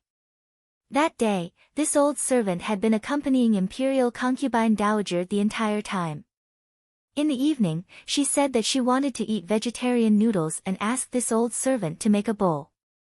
In the time it took to make a bowl of noodles, when this old servant returned, Imperial Concubine Dowager had already disappeared. I couldn't find her anywhere in the temple hall. Gui Momo reported honestly. Han Yunqing looked suspiciously at Long Fei Yi, and Long Fei Yi knew that she was doubting Nanny Gui's trustworthiness. To be able to kill the shadow guard and kidnap the person without anyone knowing, it would be very difficult to do so without a spy. Long Fei Yi gave Han Yunqing a reassuring look. Gui Mama had served Grand Concubine Yi for years and was loyal and devoted. Even if she wanted to betray her, she wouldn't have waited until now. Have the decorations here been touched? Long Fei Yi asked again. Gui Momo looked around and was certain. Your Highness Duke of Qin, nothing has been touched in the temple hall. Chu Shifeng added, Your Highness, this subordinate has checked everything inside and out. The kidnappers should have only gone to the temple hall. In other words, even Imperial Concubine Dowager didn't sense the movements outside? Long Fei Yi wanted to confirm this point. If Grand Concubine Yi had sensed the movements outside and knew there were assassins, she would have at least called for help. Even if she didn't, there would have been signs of a struggle. To kill 100 shadow guards in the time it took to cook a bowl of noodles without attracting the attention of Grand Concubine Yi in the temple hall meant that there were few people in Cloud Realm continent with such skills. Your Highness, could it have been Sung Chiozi? Chu Shifeng asked doubtfully. Why would he kidnap Grand Concubine Dowager for no reason at all? Han Yunqing asked, but Chu Shifeng could only shake his head. I can only say that he's a suspect. There are probably only 6 people in the world with such skills. Which 6? Han Yunqing was curious. She knew very little about the martial arts world's experts. Tianshan Kenzo, Tsang Chiozi, City of Daughters City Lord Lady Leng Yu, Carefree City City Lord Qi Zonglin, and the Tang clan's Tang Zijin, Chu Shifeng replied. And the last one? Han Yunqing asked next. It's His Highness Duke of Qin himself. Chu Shifeng felt helpless. Actually, if Gu Beiyue's martial arts hadn't been crippled and Chu Yuni hadn't gone blind, the two of them would be on the list as well. Both His Highness Duke of Qin and Tang Zijin could be eliminated, leaving only Tsang Chiozi, Lady Leng Yu, and Qi Zonglin as the biggest suspects. Unfortunately, all 3 of them used swords. The shadow guards had all been killed with a single slash to the throat. It was impossible to tell what kind of sword skills the culprit had used, and the wounds were very ordinary. There was nothing special about the sword either. Thus, it was impossible to eliminate the 3 suspects. Of course, it wasn't certain that the culprit was one of the 3, but they were the biggest suspects. If it was Tsang Chiozi, then it'd be fine. But if it was Lady Leng Yu or Qi Zonglin, then things would get even more complicated. The City of Daughters and Carefree City were both paid to do business. If the culprit really was one of the 2 city lords' flowers, then they'd have to find out who hired them. Your Highness, we should have silenced them ages ago, Chu Shifeng muttered. He'd never had a good impression of Grand Concubine Yi, an old woman who coveted glory and was afraid of death. Long Fei Yi was cruel and heartless. He'd placed Grand Concubine Yi under house arrest and forbade her from leaving the ancestral hall. He refused to let her see Murong Wanru, but he wasn't so heartless as to kill his own foster mother. In the end, he'd called Grand Concubine Yi Mufei for over a decade. In the midst of his silence, news from Tianan City arrived. Murong Wanru was still at Marquis Pingbei's estate, lying there perfectly fine without any abnormalities. Long Feiyi thought it over before he said coldly, "Chu Shifeng, go personally and set up an ambush." Murong Wanru had teamed up with Empress Dowager Li to kill Grand Concubine Yi and frame Han Yunqing, but ended up suffering the consequences of her own actions. She'd been poisoned and left in a vegetative state. She'd always assumed that Han Yunqing's monthly supply of medicine was enough to keep her alive. As long as Murong Wanru hadn't fallen into the kidnapper's hands, Grand Concubine Yi would have some scruples. Also, arrange for people to ask around in the City of Daughters and Carefree City, Long Feiyi added. This subordinate understands. I'll do it immediately, Chu Shifeng obeyed and left. You don't seem to suspect Sang Qiuzi, Han Yunqing remarked. Long Feiyi nodded. Sang Qiuzi didn't have enough motives. Moreover, the man wouldn't go so far as to threaten him by kidnapping Grand Concubine Yi. News of his plans to ascend Celestial Mountain hadn't spread, so Sang Qiuzi wouldn't be on guard against him. Right now, Sang Qiuzi's biggest headache should be his engagement with the Tang clan. He wasn't stupid enough to make both the Tang clan and Cloud Realm Trade Consortium his enemy, so he could only find a way out for himself. If the culprit is after your birth, then I'm afraid there won't be any news of Grand Concubine Yi. If not. Han Yunqing's eyes flickered with a complicated look. Let's just wait for the ransom letter to come to our door. Although the situation was serious, Long Feiyi and Han Yunqing could only wait and see how things developed. Take care of the corpses and make arrangements for the funeral. Don't talk about the ancestral hall again. Long Feiyi instructed the guards before leaving the ancestral hall with Han Yunqing. Hand in hand, they walked along the quiet paths of the Duke of Qin's estate. Soon enough, they reached the hibiscus courtyard and walked up the wooden winding corridor. South Ning Prefecture's Duke of Qin's estate was exactly the same as the original one. Walking here, Han Yunqing felt as if she'd returned to the Duke of Qin's estate 2 years ago in Tianning's capital city. 2 years ago, they'd often walked the long corridors together, one in front of the other. Today, he was holding her hand while she walked shoulder to shoulder with him. Everyone said that the affairs of the world were hard to predict, but people were the hardest to predict. Once again, they reached a fork in the road. To the right was his sleeping quarters, while to the left was her leisurely cloud pavilion. He didn't stop to accompany her all the way to her room. In the middle of the night, the only light on was in the courtyard. The entire building was shrouded in darkness. Han Yunqing assumed that Zhao Mama and the rest had all gone to bed, but she heard sobbing as soon as she reached the courtyard gates. Someone was crying. Who is it? Han Yunqing asked in a low voice.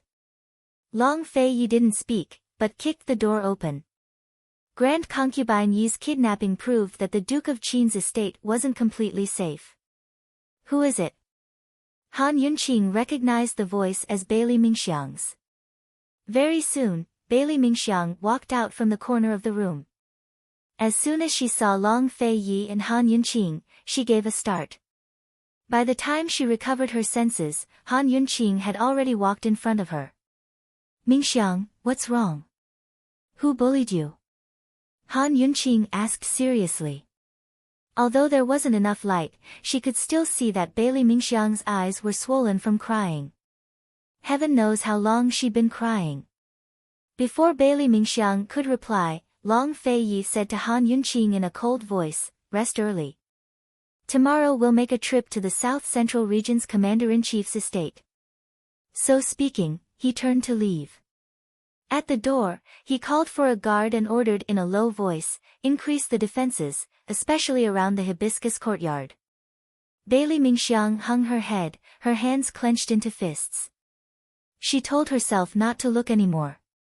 She was lucky enough to hear his voice, so she couldn't look anymore. But in the end, she couldn't help but lift her head. Unfortunately, his cold figure had long disappeared from sight. Seeing esteemed Wang Fei staring at her, she quickly averted her eyes. "Esteemed Wang Fei, when did you come back? Who bullied you? Han Yunqing asked unhappily. How long have you been crying? Don't you want your eyes anymore?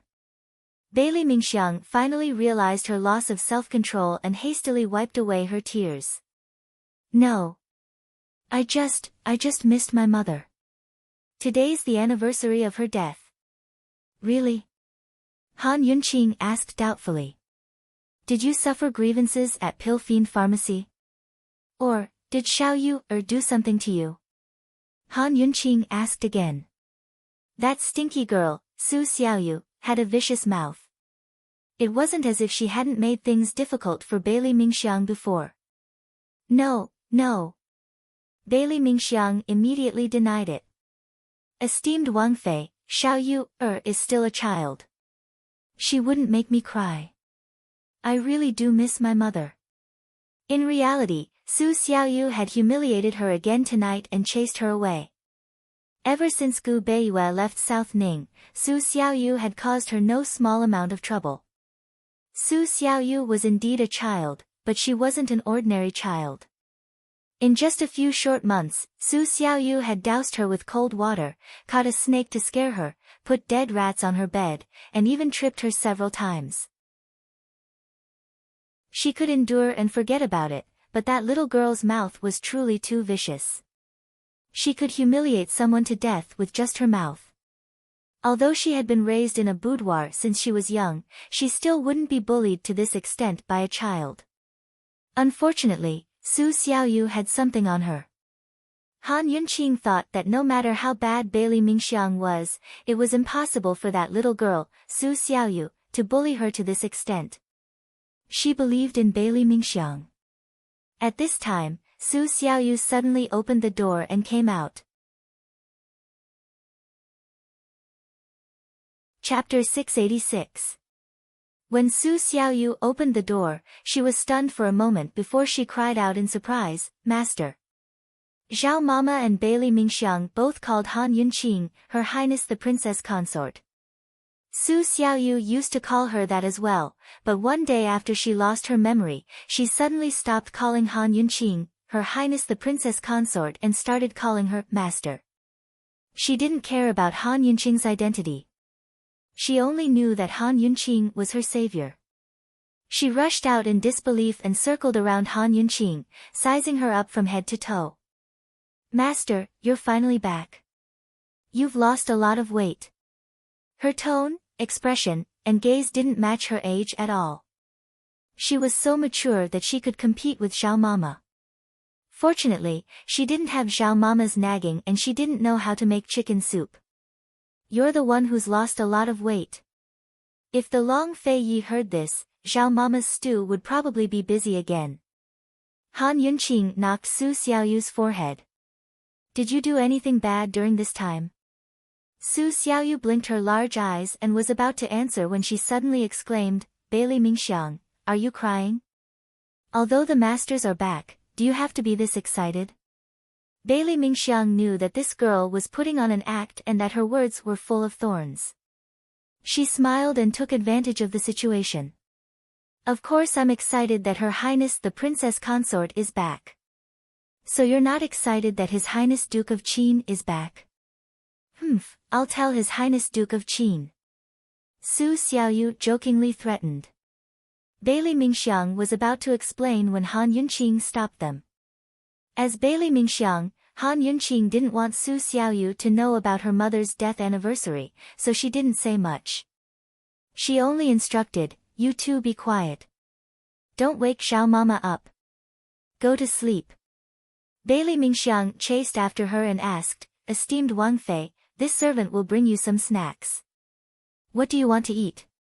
Mistress, I'll make your favorite mango drink. It'll be ready soon. You rest first. Su Xiaoyu said and went to the kitchen. Bailey Mingxiang felt helpless. Han Yunqing asked her to come in and sit down. Has Pill Fiend Pharmacy been doing well recently? Han Yunqing asked seriously. Pill Fiend Pharmacy was originally managed by Gu Beiyue, but after Gu Beiyue left, it was handed over to Mu Ling. Since Mu Ling had left for a while, most of the matters in the pharmacy had fallen to Bailey Mingxiang. Bailey Mingxiang wasn't as capable as Mu Ling, but when it came to other matters, Bailey Mingxiang was much more reliable than Mu Ling. Esteemed Wang Fei, everything in the pharmacy is going well.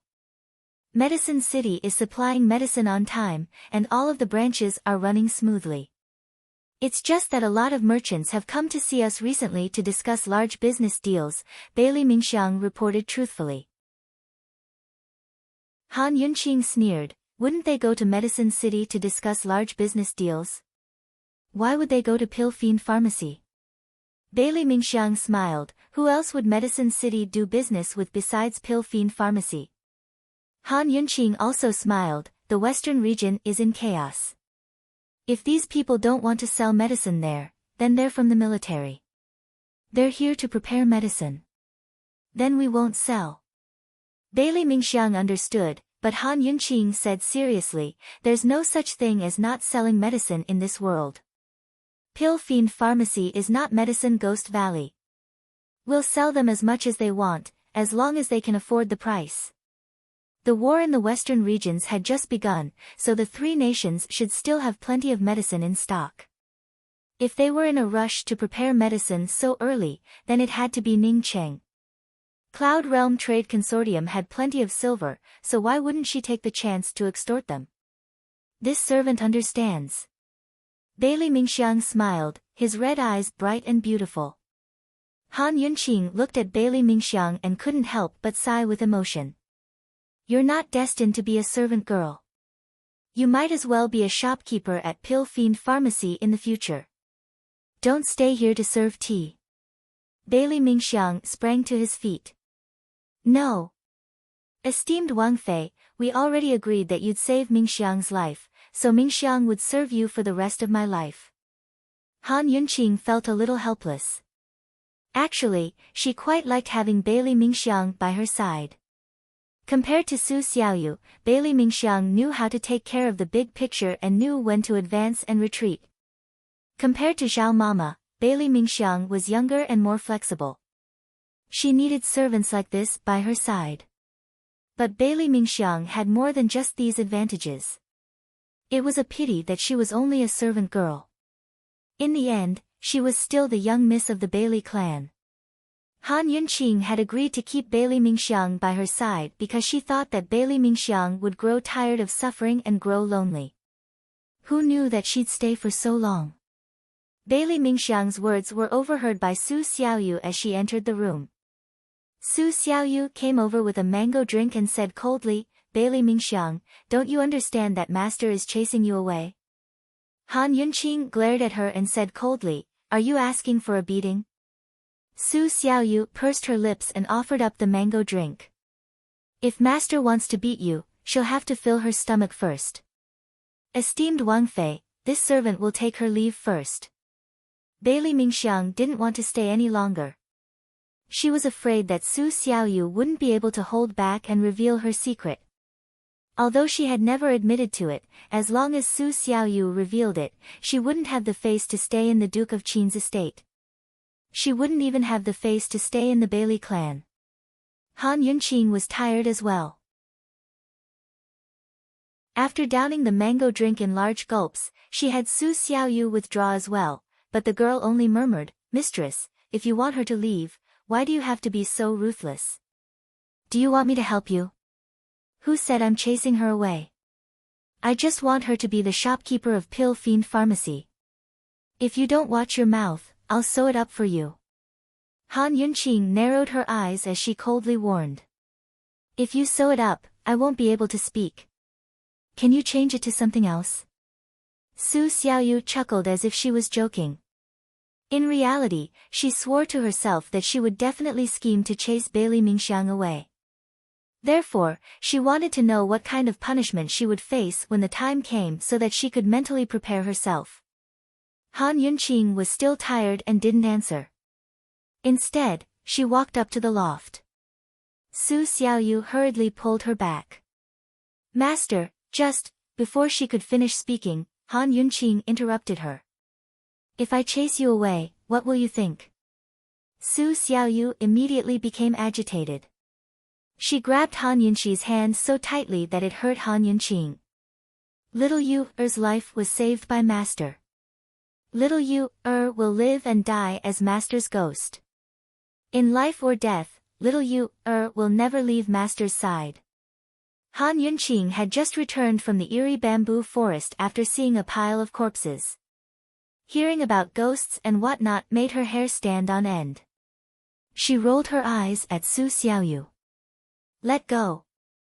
Su Xiaoyu became even more nervous. Master, if you chase little Yu-er away, little Yu-er won't live anymore. I mean what I say. Then what right do you have to chase Bailey Mingxiang away?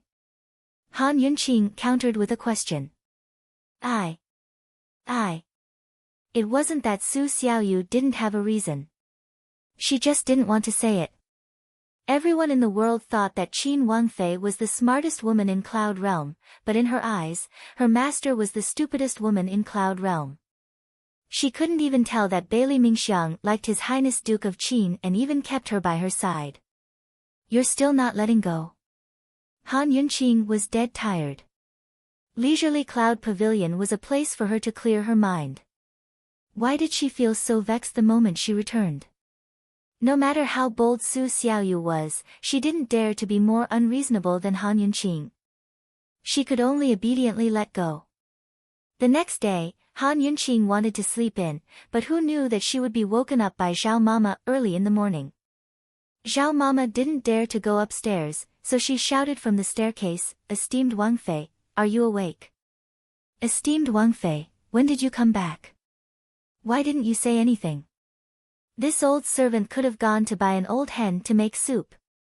"Esteemed Wangfei, are you awake?" This old servant made His Highness's favorite breakfast. "His Highness hasn't woken up yet. Why don't you go over and wake him up?" Han Yunqi covered her head and pretended to be asleep.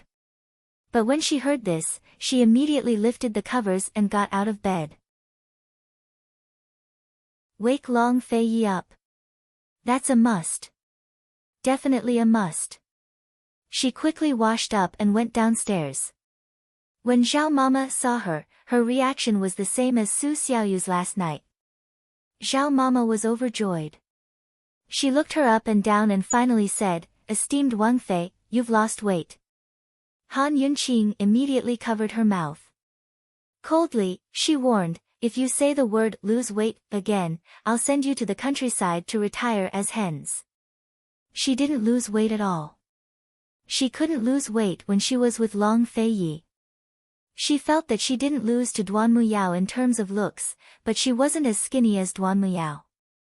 Losing weight was a big problem in her heart. Zhao Mama was frightened and nodded repeatedly. Only then did Han Yunqi release her. "Go prepare breakfast first. I'll go wake Long Fei Yi up." It had to be said that Zhao Mama was not used to hearing esteemed Wangfei directly call His Highness by his name. Su Xiaoyu glanced at Bailey Mingxiang and chuckled. Only Master can call His Highness by his name. Do you know why? Nonsense, because His Highness only allows esteemed Wangfei to call him that.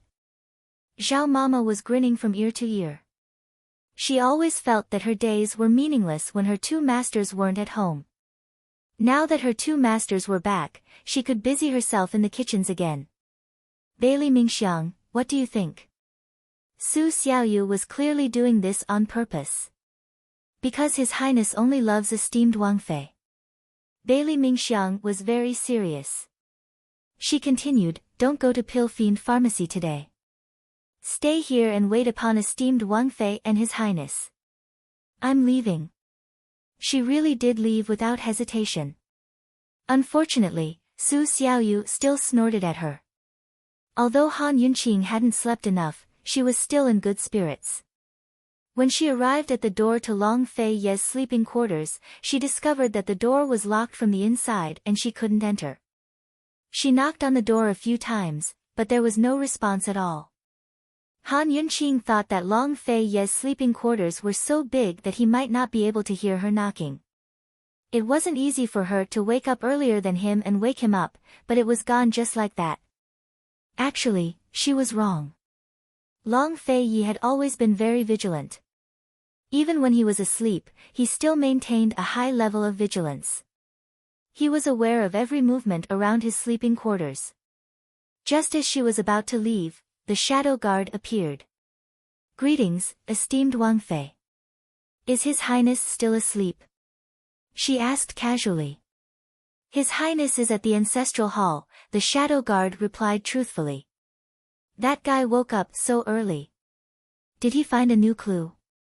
Han Yunqing had just arrived at the bamboo forest when she saw Long Fei Yi coming out to greet her. "You found a clue?" she asked anxiously. Long Fei Yi tossed her a letter that shocked Han Yunqing. "A blackmail letter?" Actually, she was more inclined to believe that the Empress Dowager of Tianan country had hired assassins to kidnap Grand Concubine Yi so she could figure out Long Fei Ye's origins. But she never expected to receive a blackmail letter. So this had nothing to do with Long Fei Ye's origins? Han Yunqing opened the letter and read, 3 days after noon, bring the profound frost sword to Lost Void Lake to redeem the person. You're only allowed to come alone.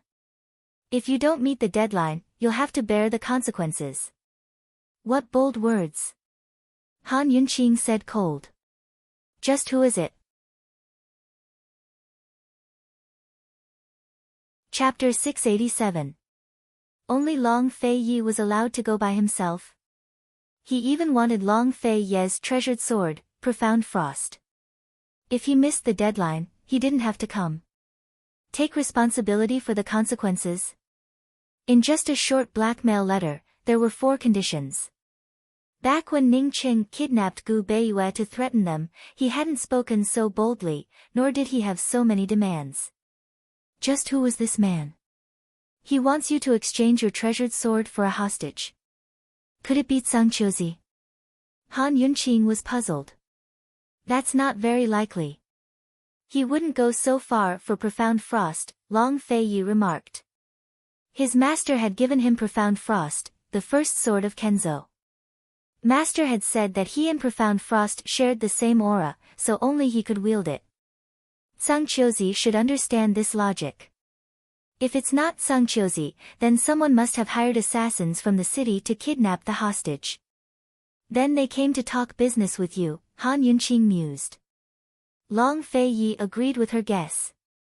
After some hesitation, he added, this is very fishy. Why did they choose Grand Concubine Yi as their hostage? Grand Concubine Yi had long been forgotten by the world. Even Ning Qing knew to kidnap Gu Beiyue, but the real target should be Pill Fiend Pharmacy. Kidnapping Pill Fiend Pharmacy was much easier than kidnapping Grand Concubine Yi. Long Fei Yi added, if they hired someone to kidnap the hostage, they could only ask Lady Leng Yu and Qi Zonglin. It'd take more than silver to get those two to show up. It looks like we'll have to meet them to find out the truth, Han Yunqing said solemnly. 3 days. Make preparations and have Chu Shifeng hurry back. What if the other side had set up an ambush? What if they not only hired assassins to kidnap Grand Concubine Yi, but also lay in wait at Lost Void Lake for Long Fei Yi to walk right into their trap? What if the other side's true goal was to kill Long Fei Yi? This trip was extremely dangerous.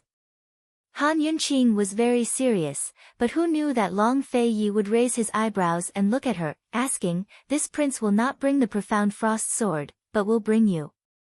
Do you dare to follow? Han Yunqing smiled helplessly. Even if she was worried, she knew Long Fei Ye's temper. How could this man be threatened so easily? Approved. She smiled. What kind of danger had they not experienced?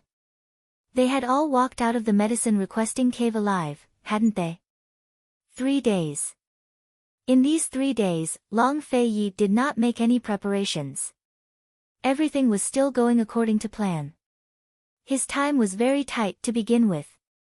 That day, he brought Han Yunqing to the Commander-in-Chief's manor in Zhongnan. Bailey Yuanlong oversaw the South Central Commander-in-Chief's office, and 6 other departments were set up. In reality, it was like a small imperial court, governing the fertile land of South Central.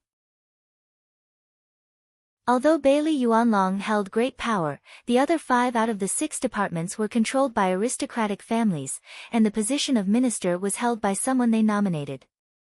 The aristocratic families more or less kept Long Fei Yi in check.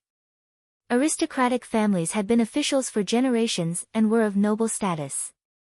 These aristocratic families had not interfered with government affairs for a long time and only enjoyed their salaries. They were so arrogant that they disdained government officials and members of the imperial family. But now, the aristocratic family heads were actually recommending someone to take up the position of minister. This was enough to see the ambitions of these aristocratic families. Their most direct goal was to keep Long Fei Yi in check. However, Long Fei Yi was still fighting for power and had yet to establish an empire. Thus, they were only biding their time and did not dare to be too arrogant. When Long Fei Yi truly ascended the throne, these people would definitely want a share of the profits.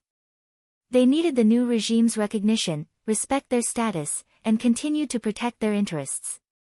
Bailey Yuanlong, the 5 aristocratic family heads, and the ministers of the 5 departments were all present in the main hall. As soon as Long Fei Yi and Han Yunqing entered the hall, they all rose to pay their respects. Bailey Yuanlong was the most respectful and gave up his seat of honor. Long Fei Yi didn't have them rise immediately, but led Han Yunqing over. Han Yunqing discovered that the seat of honor was for one person, but there was another chair next to it. It was very out of place, probably prepared for her by Bailey Yuanlong. Great General Bailey really is considerate, she mused. Although she didn't have the concept of men being superior to women, everyone present was a man. Moreover, they were discussing matters of state, so she was too lazy to join in. She was more concerned with her pill fiend pharmacy and the kidnappers of Grand Concubine Yi.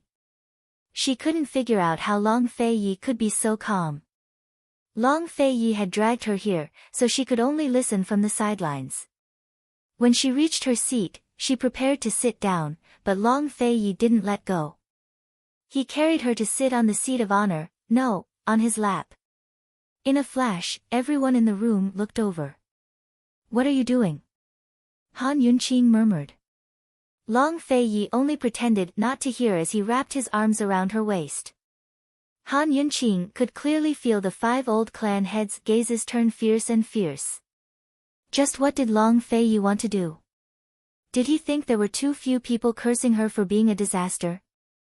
Bailey Yuanlong shot Long Fei Yi meaningful looks, but Long Fei Yi pretended not to notice.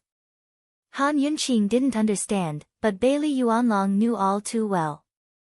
These aristocratic families all wanted to cling on to His Highness Duke of Qin. Therefore, they all wanted to marry their legitimate daughters to him in the future.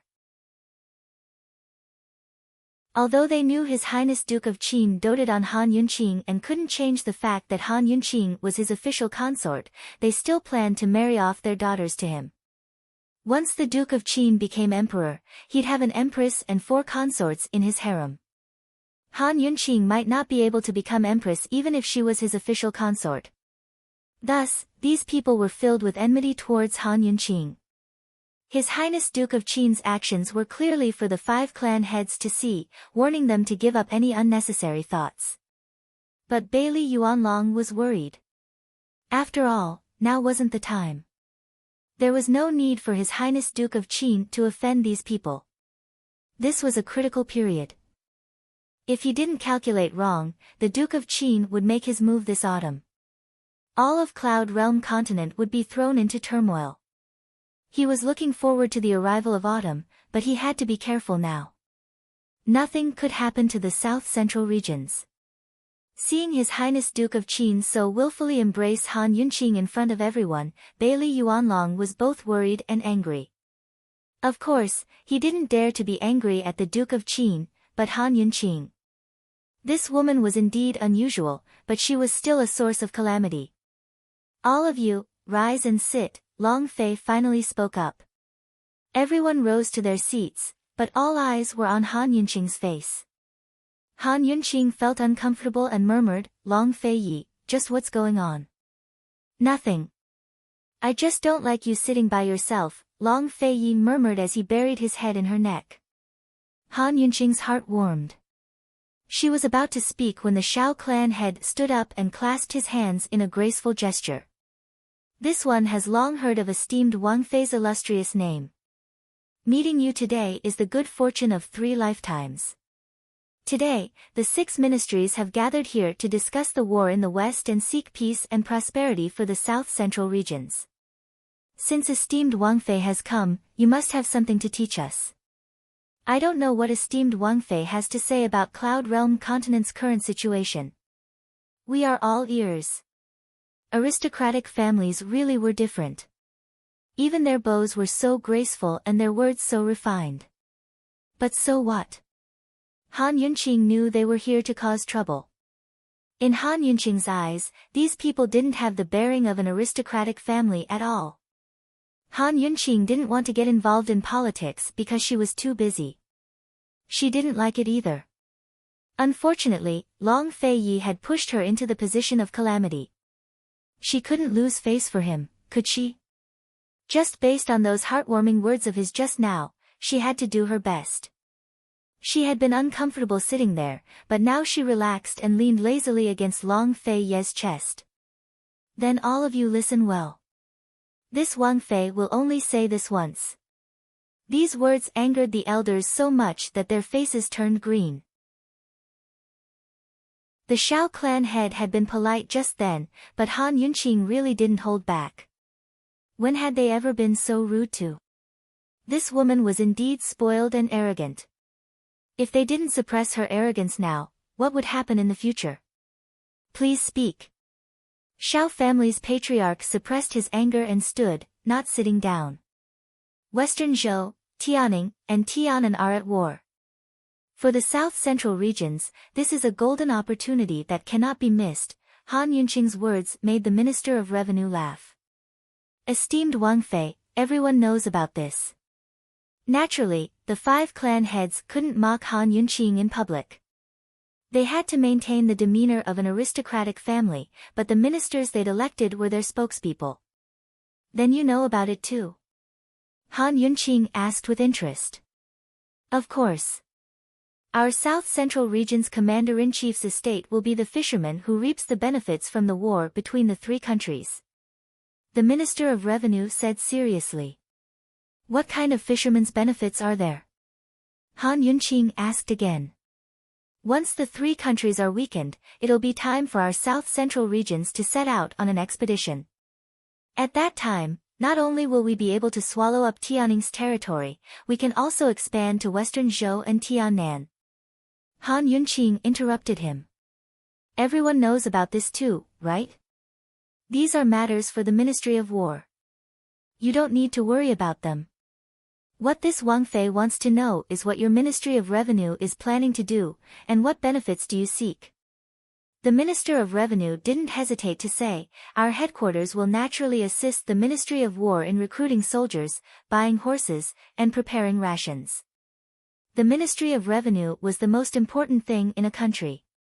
It was in charge of the country's territory, farmland, household registration, taxes, salaries, and all other financial matters. It could be said that it was the country's finance minister. The Minister of Revenue's answer was full of confidence, but Han Yunqing only laughed out loud. Doesn't everyone already know about this? The Minister of Revenue had been choked twice by Han Yunqing, and she was even using his own words. He was very unwilling to accept this and retorted, then esteemed Wang Fei, what brilliant ideas do you have? Please enlighten me.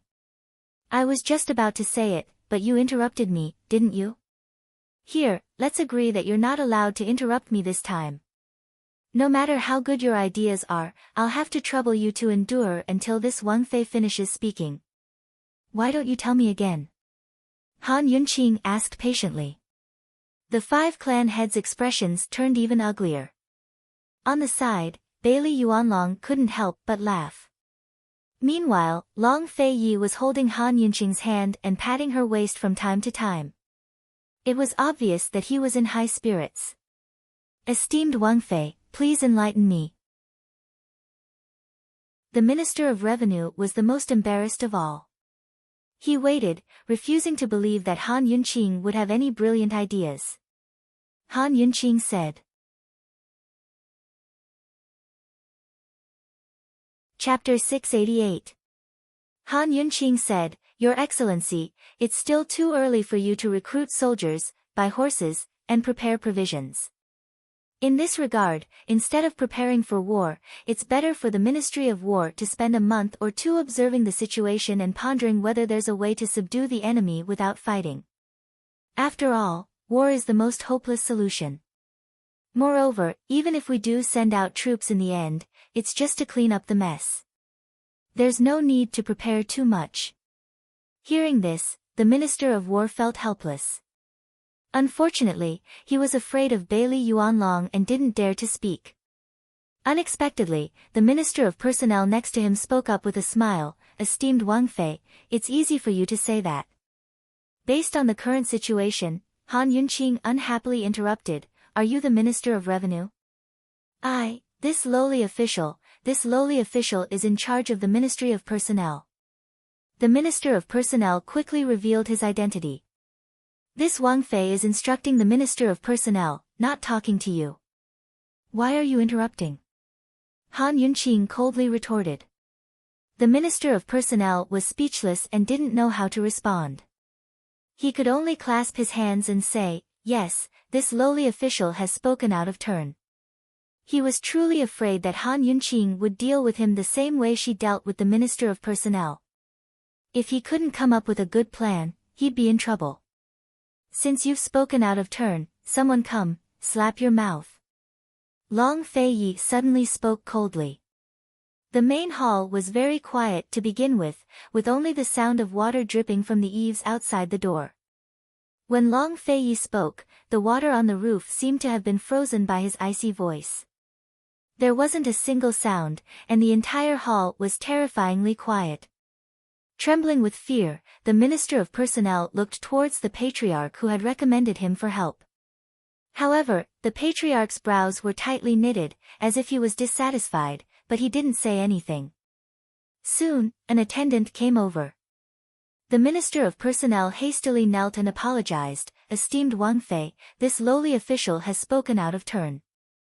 This lowly official has been rude. Please be magnanimous and forgive this lowly official this time. Han Yunqing waved her hand, dismissing the attendant. The Minister of Personnel finally let out a sigh of relief. Many thanks, Esteemed Wang Fei. Bailey Yuanlong was extremely worried as he watched from the side. He was afraid that Han Yunqing would let down His Highness Duke of Qin and make a fool of herself in front of the clan lords. Now that things had reached such an awkward state, if she didn't say something that could convince everyone, the 5 clans wouldn't let it go so easily. The facts proved that Han Yunqing was worthy of Long Fei Ye's favoritism and love. Her words made everyone present stunned and speechless. They were sincerely convinced. She said, with the war between the 3 kingdoms, there will definitely be a lot of high-quality resources flowing out, either to northernly or the central and southern regions. The central and southern regions are the most stable places and the most suitable places to live. Therefore, these high-quality resources will all flow to the central and southern regions. As she spoke, she asked seriously, What do you mean by high-quality resources? They were people and things. Let's talk about people first. Who are they? Everyone looked at Han Yunqing, extremely curious and surprised. They didn't quite understand what she meant, but they were all very interested. The term high-quality resources that Han Yunqing spoke of was something they had never heard of before. Han Yunqing answered her own question. People are talents from all 360 professions: farming, husbandry, sewing, weaving, masonry, iron, earth, wood, medicine, wine, cloth dyeing, kiln burning, and all sorts of other professions. There are also scholars and famous scholars. For the sake of avoiding the chaos of war, they can only flee to the south-central regions. When Han Yunqing spoke to this point, the corners of Long Fei Ye's mouth had already curled up in amusement and appreciation. Then let's talk about things. What are things? Rare beasts, gold, stones, and antiques. Heroes emerge in troubled times, and treasures emerge in troubled times. These things will either flow to the central and southern regions with the refugees, or they will be sold, Han Yunqing said seriously. Everyone nodded unconsciously. This was indeed the truth. Instead of rushing to recruit soldiers and buy horses, why don't the Ministry of Revenue think about how to retain these high-quality resources, how to seize the opportunity to make good use of these resources, how to gather treasures, how to retain people to strengthen oneself, and how to prosper 100 industries. The prosperity of 100 industries is the foundation of a strong country's stability. A strong country can subdue the enemy's soldiers without fighting. When Han Yunqing finished speaking, the entire place became even quieter. It was so quiet that even the sound of falling leaves could be heard. No one would have thought that such a pampered and arrogant woman lying lazily in the Duke of Qin's embrace could actually say such words. She wasn't the least bit inferior to the grown men present. How was she an imperial concubine? She was practically a talented general. Moreover, she was a genius. In the history of Cloud Realm continent, every time there was a war, all the countries would think about sending out weapons and rations. No one had ever considered the things that Han Yunqing had said. The curve of Long Fei Ye's mouth was very beautiful. He finally let go of Han Yunqing's small waist, but he didn't let go of her. His hands went past her waist and clapped. Good. Excellent. Esteemed Wang Fei is brilliant. This general admires you. Bailey Yuanlong was overjoyed. His hanging heart finally settled down. He thought that even if esteemed Wang Fei really was a source of trouble for His Highness, he would accept it, submit, and submit. Brilliant. Truly brilliant. I was right to come today, hee. Listening to esteemed Wang Fei's words is better than studying for 10 years. Esteemed Wang Fei, seeing is better than hearing. This old man can be considered to have learned something today. Lord Gao, esteemed Wang Fei has pointed out the way for the Ministry of Revenue. You must go back and think about it carefully. If you miss this opportunity, this old man will hold you accountable. In the future, I ask esteemed Wang Fei to give me many pointers, many pointers. The attitudes of the 5 patriarchs had completely changed. Of course, they didn't forget that behind Han Yunqing was Long Fei Yi, so they flattered Long Fei Yi as well. The 6 ministers asked many questions, and Han Yunqing answered them all fluently. Coming from the modern era, she had gathered thousands of years of wisdom in her brain. Although she wasn't a professional when it came to governing a country, her perspective and foresight were far beyond what anyone present could imagine. It wasn't until noon that everyone asked to be excused. Long Fei Yi didn't have any intention of keeping them for lunch, so they were quite tactful. During lunch, Bailey Yuanlong found an excuse to invite Long Fei Yi to the side hall. His Highness's eyes really can't be wrong. Esteemed Wang Fei, before Bailey Yuanlong could finish, Long Fei Yi interrupted him coldly, is there anything else? Hadn't he heard enough flattery this morning? Long Fei Yi was already tired of it. Bailey Yuanlong had no choice but to be blunt. Your Highness, it's too early to offend the aristocratic families. Although esteemed Wang Fei had convinced the patriarchs today, they were only convinced because of today's topic. Esteemed Wang Fei's performance today would only make them even more dissatisfied and wary.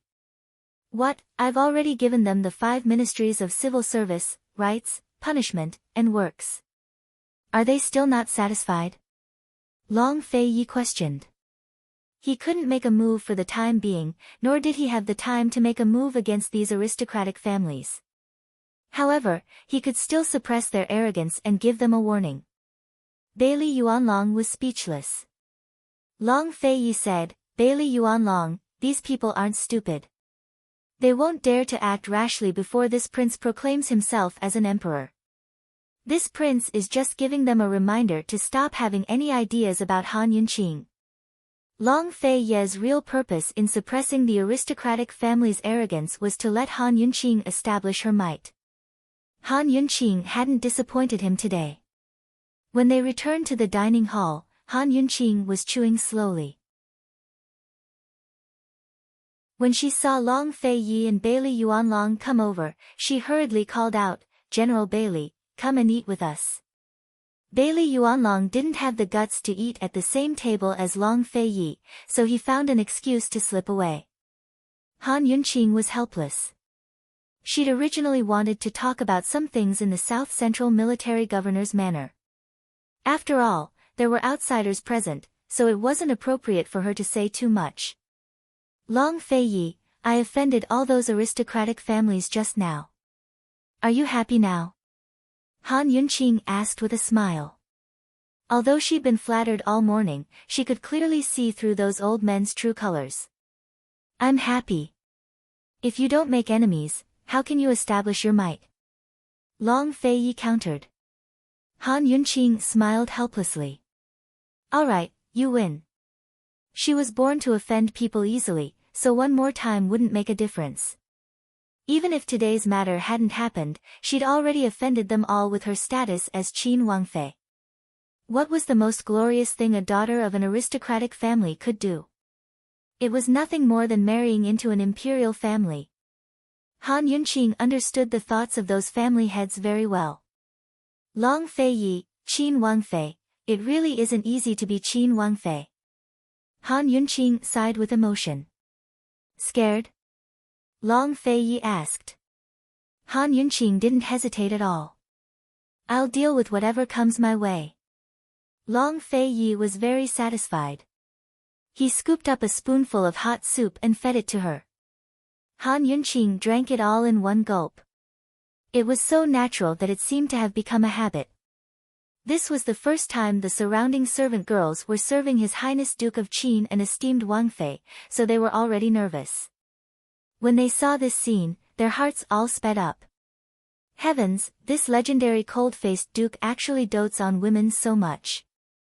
They didn't have the guts to envy Han Yunqing, so they could only envy the ladle in Long Fei Yi's hands. Long Fei Yi and Han Yunqing chatted as they ate. It had been a long time since they'd sat down and enjoyed a meal together.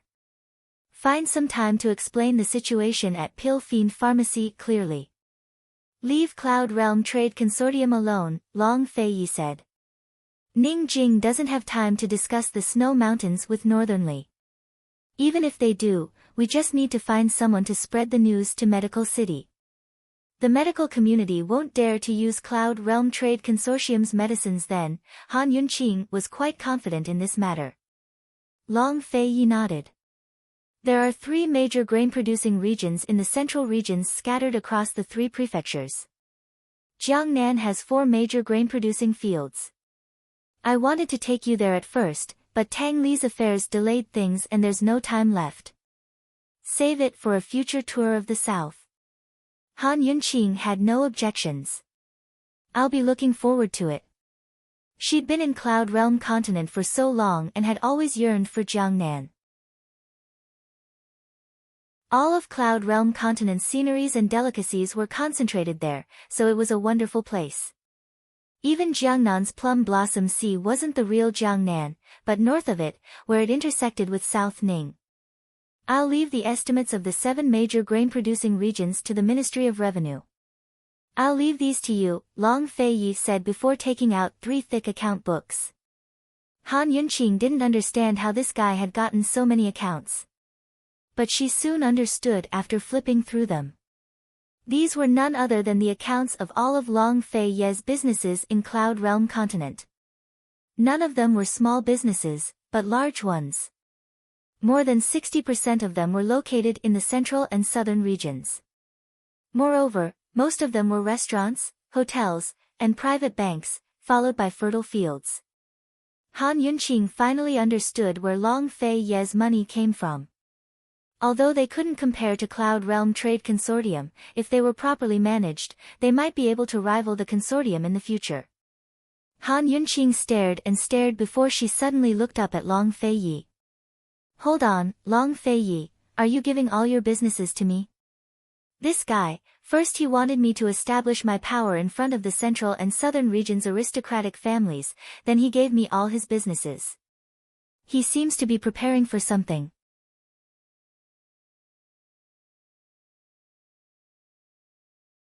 Chapter 689.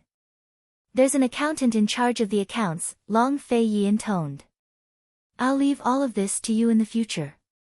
Han Yunqing grew suspicious and scooted closer to ask in a low voice, Long Fei Yi, are you planning to run away? He's so strange that Han Yunqing felt uneasy. She had a feeling that he'd disappear as soon as he finished everything. Long Fei Yi stroked her bangs and smiled dotingly. If I'm running away, I'll definitely take you with me. But not if I'm running for my life. Han Yunqing slapped his hands away. Long Fei Yi, just what are you planning? You've managed Pill Fiend Pharmacy so well that your lordship's businesses are all counting on you, Long Fei Yi teased. I'm not just talking about that. Han Yunqing paused before asking, do you have any plans for this trip to Celestial Mountain?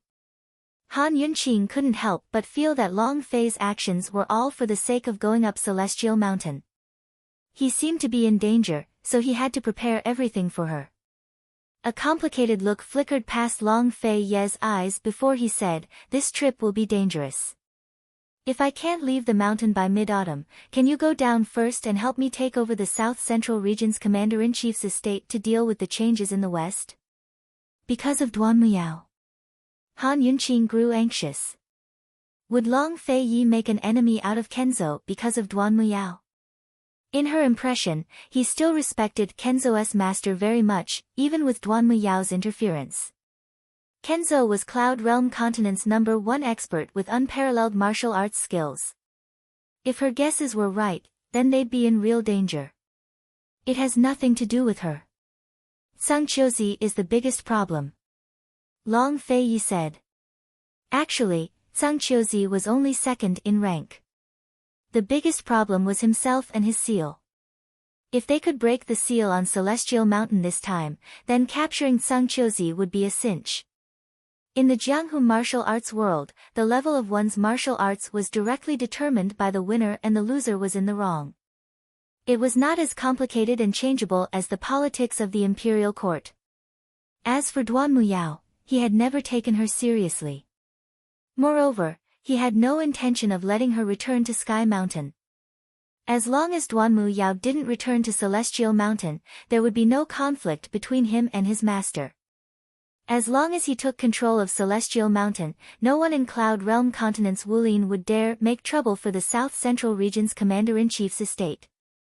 In the future, he could also gather the Wulin's strength and take over the two assassin cities. He had always known that the power of the Jianghu was not to be underestimated.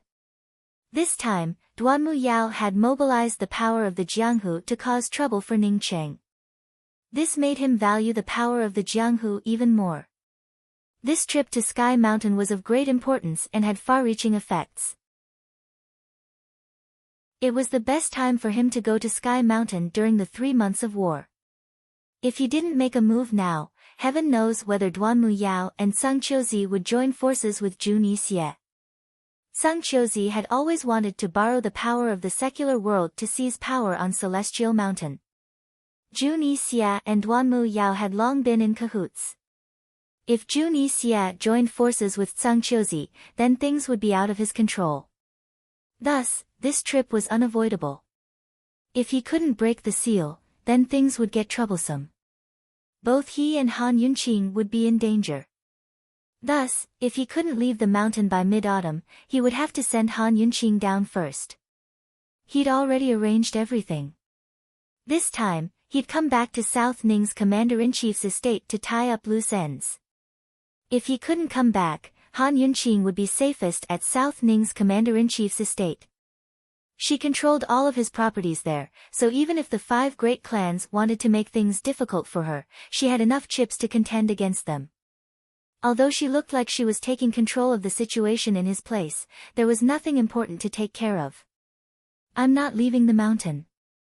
Leave the affairs of the South Central region to Bailey Yuanlong. I went up the mountain with you, so I'm going down with you.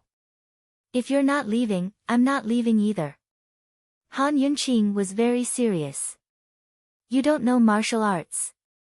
You'll only get in your lordship's way if you stay on Celestial Mountain. Long Fei Yi was cruel. Han Yunqing wasn't someone who could be defeated with a single sentence. Even if you get in my way, I'll blame it on you. In any case, if you have the skills to take me up the mountain, then you have to have the skills to come down with me. How about you don't take me up the mountain? Alright, then you don't have to go, Long Fei Yi said mildly, his gaze soft and doting. Long Fei Yi. Han Yunqing was furious. How could such a hateful person exist? How could he say such heartless words in such a gentle voice? Long Fei Yi was as gentle as ever as he fed her soup. Han Yunqing huffed and drank it all in one gulp before continuing, alright, I won't go. I'll just wait for you in South Ning. After some thought, she added, if you don't come back, I'll have the South Central Region's Commander-in-Chief's estate disband, along with Chu Shifeng and the rest. I'll sell all your properties to Cloud Realm Trade Consortium at a cheap price, then wander the world with Gu. Han Yunqing's words were both a warning and a fit of anger. And also, I'll go to the Tang clan, take, Han Yunqing, my parents have already passed away. I want to take you to Celestial Mountain so Master can see you. Long Fei Ye's eyes were filled with tenderness. Han Yunqing abruptly shut her mouth. She didn't want to meet his eyes, but she couldn't help but sink into them. How could she refuse such tenderness? How could she say no to a reason like that? Moreover, she really didn't want to go. Moreover, she'd been looking forward to going with him to Celestial Mountain for a long, long time. Moreover, it was a dangerous trip. How could she not go with him? Han Yunqing stared at Long Fei Yi with a deep gaze without a word. Long Fei Yi smiled helplessly as he stroked her bangs again. After mid-autumn, the three countries' grain and medicine supplies will run out. By then, someone will need to take charge of the South Central Region's Commander-in-Chief's estate. In the end, Bailey Yuanlong is a military general, so he's not as smart as you. Your lordship may only leave the mountain a little later, not forever. So speaking, he pinched Han Yunqing's chin and forced her to look up at him. Han Yunqing, what nonsense are you thinking? You want to wander the world with Gu? Why didn't you say so earlier? Do you believe that your lordship won't break his dog legs right now? At this moment, Gu had just managed to avoid Mu Linger and was currently basking in the sun under his black robe. He suddenly shivered and poked his head out of the robe to look at the scorching sun in the sky with a confused expression. Han Yunqing looked at Long Fei Yi for a while before saying, you said it yourself that this trip will be dangerous. Long Fei Yi took advantage of the situation and said, that's why we won't be able to leave the mountain so soon. I don't care. I'm not leaving the mountain anyway. Han Yunqing was rarely so willful. Long Fei Yi suddenly frowned. He didn't say anything and just stared at Han Yunqing. It had to be said that his cold and stern gaze frightened all the servants around them. Each and every one of them was scared witless, afraid that they'd get into trouble if they weren't careful. However, Han Yunqing also frowned and stared back at him with a cold gaze. The two of them stared at each other like this for a long time. Finally, Han Yunqing stood up and turned to leave. Wait. Long Fei Yi called her back. There's no room for discussion. I can find someone to entrust with the South Central Region's Commander-in-Chief's estate. There's no need for me to come back and do it myself, Han Yunqing said cold. The person in her heart was none other than Gu Beiyue. Gu Beiyue had worked in Tianning's Imperial Physician Courtyard for many years and always maintained a virtuous personality. This was enough to prove that he wasn't just skilled in medicine. As long as they spent some time analyzing the current situation and telling him their plans, she believed that Gu Beiyue wouldn't disappoint them. She was about to leave when Long Fei Yi asked gently, Han Yunqing, do you still want to eat? Come here, don't starve your stomach.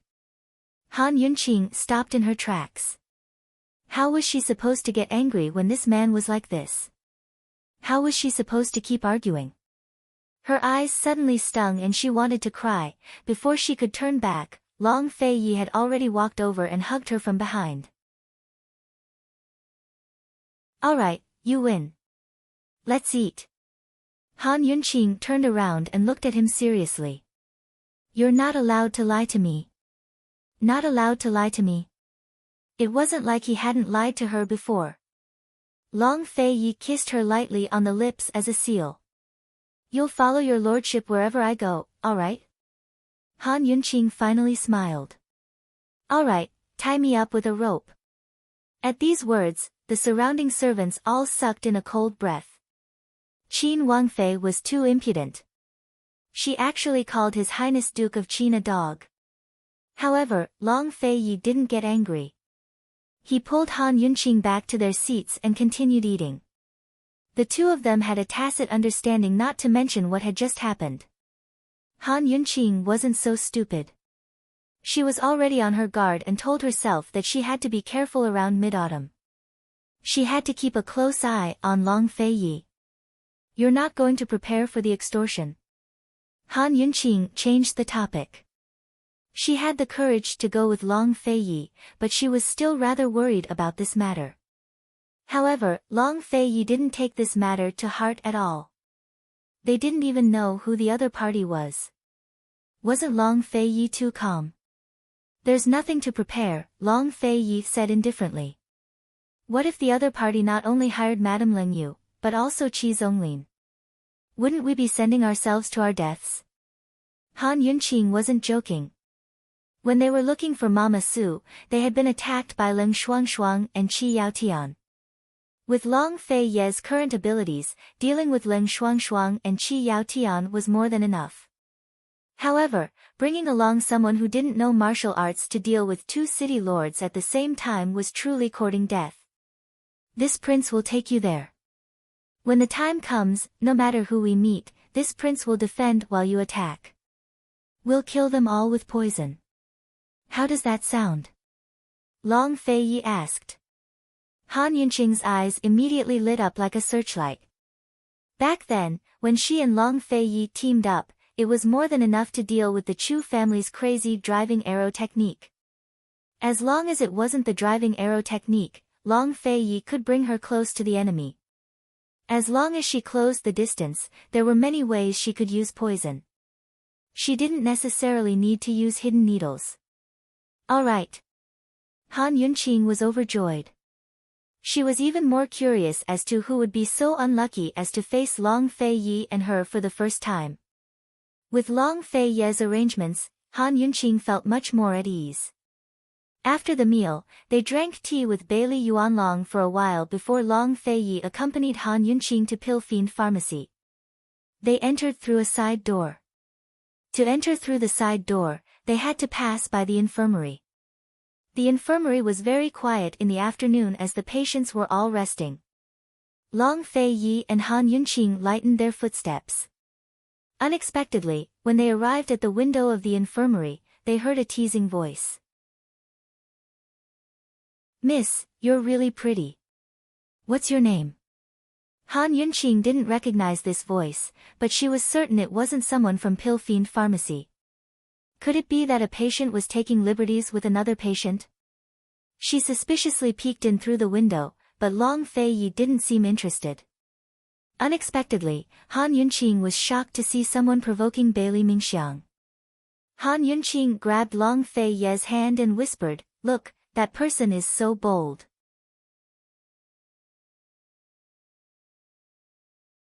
Chapter 690. Long Fei Yi peeked into the infirmary and saw Bailey Mingxiang changing the dressing of a young man. The man looked to be in his early 20s and was dressed well. It was obvious at a glance that he came from a wealthy and respectable background. However, the frivolity and wretchedness between his brows made anyone who saw him know that he was a lecherous wastrel.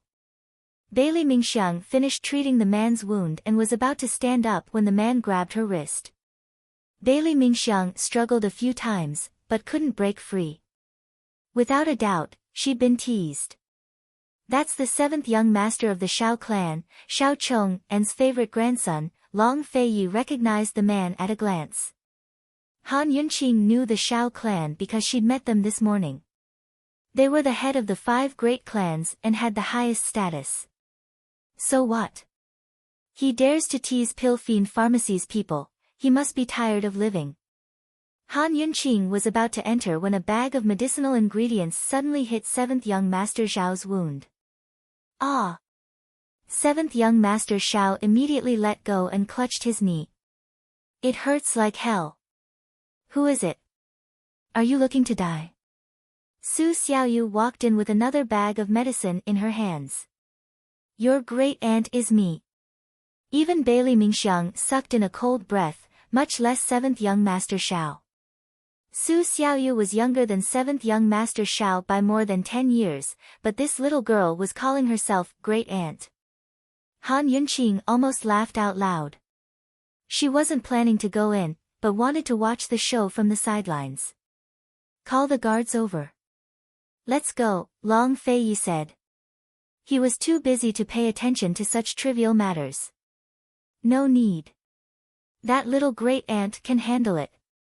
You go first. Han Yunqing was in a good mood. This was her first time seeing Su Xiaoyu help Bailey Mingxiang. Long Feiyi didn't rush her, but left. At noon, he'd received news that Gu Beiyue had returned to Pill Fiend Pharmacy with Gu and the rest.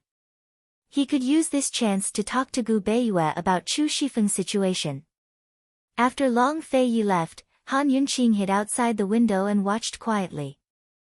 Not long after, all the patients in the infirmary woke up.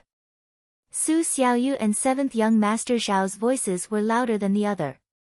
Stinky girl, where did you come from? How dare you talk back to me?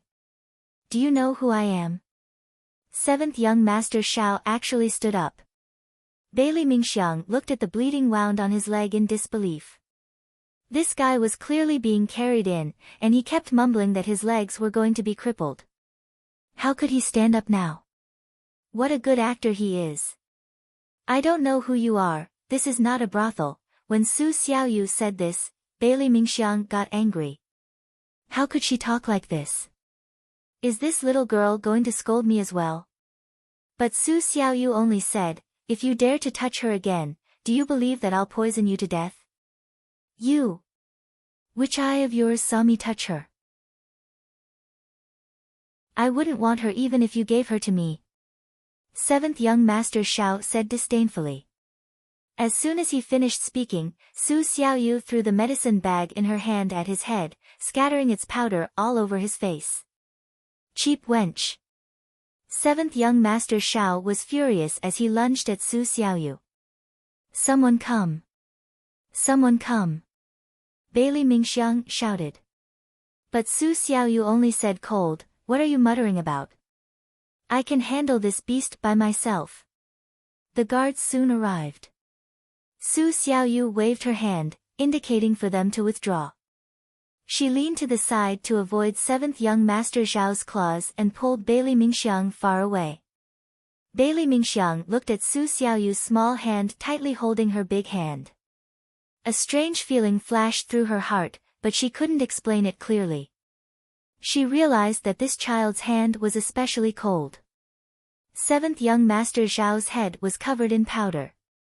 He rubbed his eyes and lunged at them again, but he still missed. After a few rounds, 7th young Master Zhao flew into a rage out of humiliation. Do you know who I am? I am the 7th young Master of the Zhao family. How can you use the two words 7th young Master? Suddenly, a crisp voice was heard. A figure flipped over the window sill and came in. This person was none other than Mu Ling. Han Yunqing was very surprised. She didn't expect Mu Ling to come back. If that was the case, then Gu should have returned to Pill Fiend Pharmacy. Mu Ling, you're in charge of Pill Fiend Pharmacy now, right? These two lowly slaves actually joined hands to slander this young master and even threw medicine at me. How vile.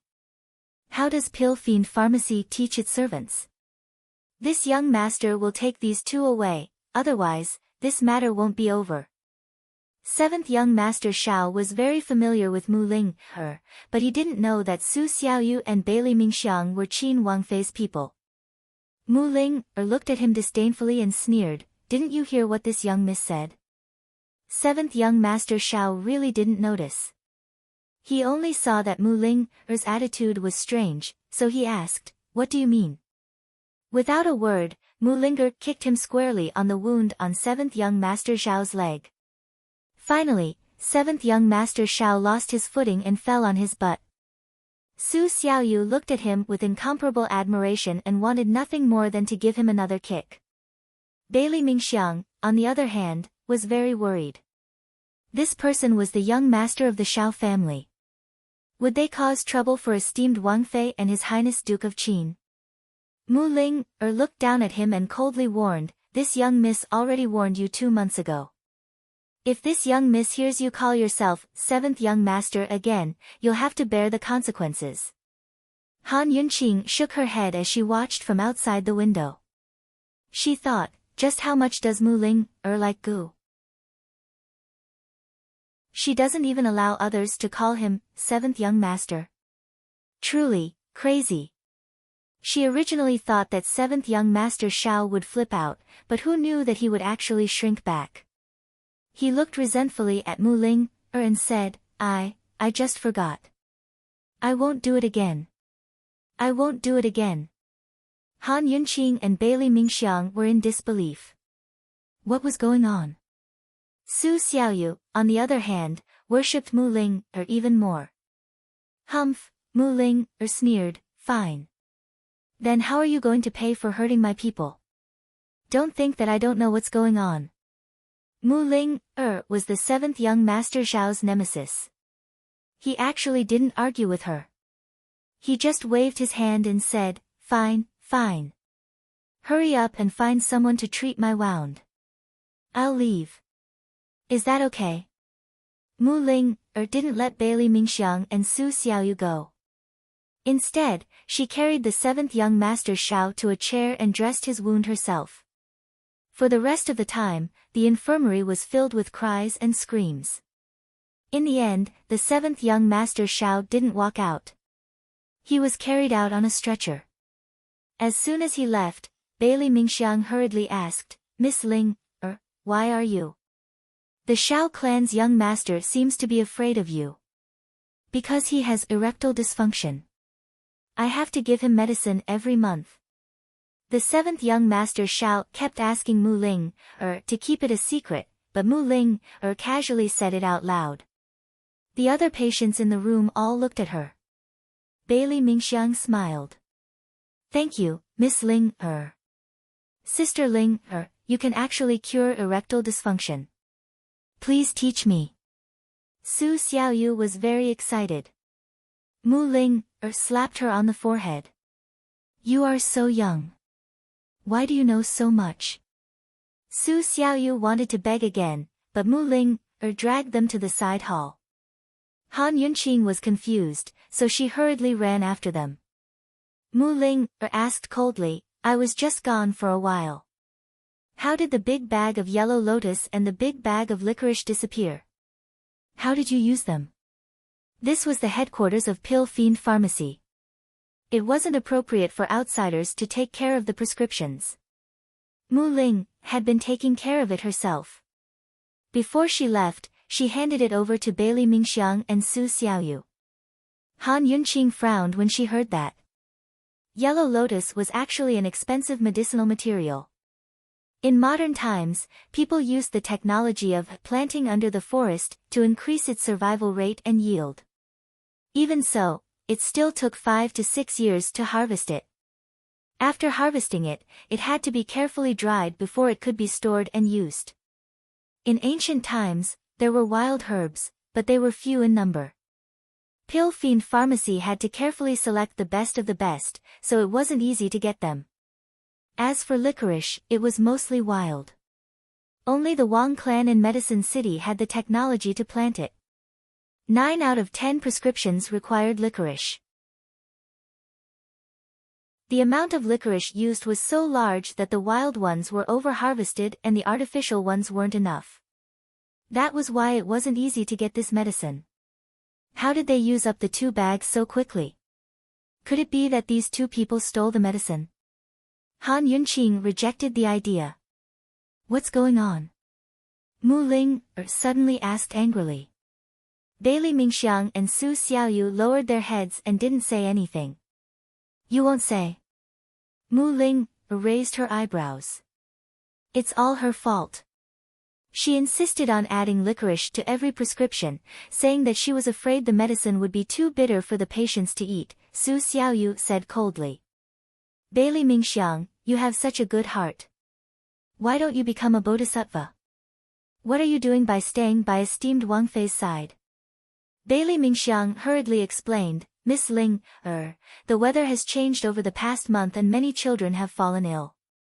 The prescriptions for the medicine didn't add much licorice, and many of them were especially sour and bitter, so Bailey Mingxiang hesitated for a moment. I was the one who secretly added the licorice. I carefully read the prescriptions and knew that increasing the amount of licorice wouldn't have any effect. I'll pay for this loss. Hee, you don't even want to leave your name after doing such a good deed. Su Xiaoyu sneered. Bailey Mingxiang was angry this time. Miss Ling, it was this girl who used Coptis chinensis. I must tell you this. If the people who came to get the medicine said something that made her unhappy, she added Coptis chinensis to the medicine. Although it didn't harm the patient's life, it was too immoral. If someone who knew medicine saw through it, our pill fiend pharmacy's reputation would be ruined. Han Yunqing rolled her eyes several times when she heard this. What should she say? Bailey Mingxiang and Su Xiaoyu were truly a perfect match. How could they do such a thing? How could it be ruined? Adding Coptis chinensis is good for the patients, but it's also detoxification. I gave such expensive medicine to them for free, so they should be thanking me. Su Xiaoyu was still trying to quibble. Mu Ling, was about to go crazy. She was silent for a long time before she finally said angrily, if it weren't for Han Yunqing's sake, this miss wouldn't have let you off. This miss will give you 10 days. If you can't get the licorice and Coptis chinensis by then, you just wait and see. Don't mention Han Yunqing, this miss won't even give face to Long Fei Yi. Mu Ling, left angrily after she finished speaking. Su Xiaoyu muttered, His Highness Duke of Qin wouldn't care about such trivial matters. After she finished speaking, she ignored Bailey Mingxiang and turned to leave. Bailey Mingxiang looked at her back for a long time before he finally called out, Lass, thank you for just now. He didn't know if Su Xiaoyu heard him, but she continued walking without looking back. Han Yunqing didn't have time to pay attention to this matter. She was relieved to leave it to Mu Ling, She was about to chase after Mu Ling, when someone patted her shoulder from behind. Poison lass, shoo.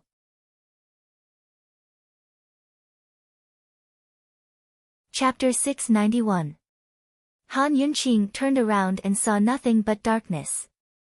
Gu was dressed in a large black robe with a hood and a mask covering his face, completely hiding himself. Long time no see. Are you safe and sound? Han Yunqing asked jokingly, when did you come back? I just arrived this morning. Gu said, I brought Gu Beiyue with me. When you go back, tell Mu Linger to ask Gu Beiyue if there's anything she doesn't understand about the pharmacopoeia. If Gu Beiyue doesn't understand, then write a letter to the King of Medicine. Han Yunqing crossed her arms and leaned against the wall. And then I'll go look for the fire and metal of 10,000 poisons. Gu was very serious. Then why don't you tell her yourself? Han Yunqing asked. That girl is too annoying. She can pester me for 3 days and 3 nights without sleep, constantly asking about this medicine. If I stay with her any longer, I'll definitely go crazy. Gu thought for a moment, then asked in a low voice, Poison lass, do you think that brat suspects something? Has the Mu family's matter been resolved? Han Yunqing changed the topic. Madame Lianxin had sacrificed herself to make a final effort for the Mu family. Now that Medical City had expelled Madame Lianxin and head Elder Ling from the city, these two notorious people had become street rats that everyone wanted to beat up. They couldn't live anywhere. If Gu didn't give the Mu family some benefits, how could Madame Lianxin let the matter rest? I've talked to that girl. She'll become the head of the Mu family, and the Council of Elders will give the Mu family 2 pieces of land. Whether or not the Mu family can be saved will depend on that girl's sincerity. Gu said, then added, in any case, we've already talked to her about this matter on behalf of Long Feiyi. It has nothing to do with me. A complicated look flitted through Han Yunqing's eyes. If she doesn't take it seriously, I'm afraid Madame Lianxin will come knocking on our door. That has nothing to do with me, Gu said again. Han Yunqing deliberately looked at him with disdain. If you don't like her, why did you provoke her? Gu also looked at Han Yunqing with disdain. I provoke you every day. Why don't you like me? Han Yunqing couldn't be bothered and turned to leave. Gu quickly stopped her and looked at her with even more disdain.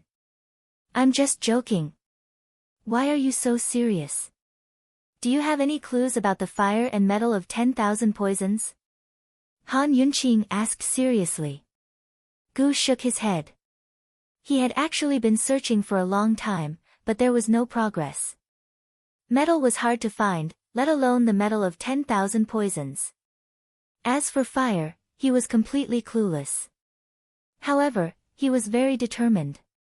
Even if there are no clues, we still have to look. I have an appointment with Long Feiyi. Gu and Long Feiyi had 2 appointments. The first was that Gu would help Long Feiyi hide the matter about Mute Granny. Long Feiyi would help Gu hide the secret of his undying body. The second was that Gu would help Long Feiyi find a way to cure the perplexing butterfly illusion. Long Feiyi would help Gu destroy Medical City. Of these 2 agreements, Han Yunqing only knew the second one. Long Feiyi and Han Yunqing had a lot of things to do. They were very busy every day. However, Gu only wanted to do one thing in his life. He always remembered his appointment with Long Feiyi. When are you leaving? Han Yunqing knew that she couldn't make him stay. She could only secretly mourn for Mu Linger. Now. If it weren't for the fact that he wanted to see Han Yunqing, Gu would have left in the morning. He asked, are you planning to stay in Ningnan for a long time? After the war between the 3 countries is over? We're going to Tianshan Mountain. I think we'll be staying there for a while, Han Yunqing said in a low voice. Tianshan Mountain? Why are you going there? Gu was curious. Is Long Feiyi going there to practice martial arts? It's not the right time, right? Han Yunqing looked at Gu and smiled bitterly. This guy was very smart, but he never cared about the current situation. Anyone who cared about the current situation would have guessed that Long Feiyi went to Tianshan Mountain to take advantage of the martial arts world's power. If Gu Beiyue was indifferent to fame and fortune, then Gu was someone who didn't have the concept of fame and fortune. He always lived in his own free and easy world, doing whatever he wanted without any restraints. Han Yunqing actually liked him a lot, but this kind of like had nothing to do with romance.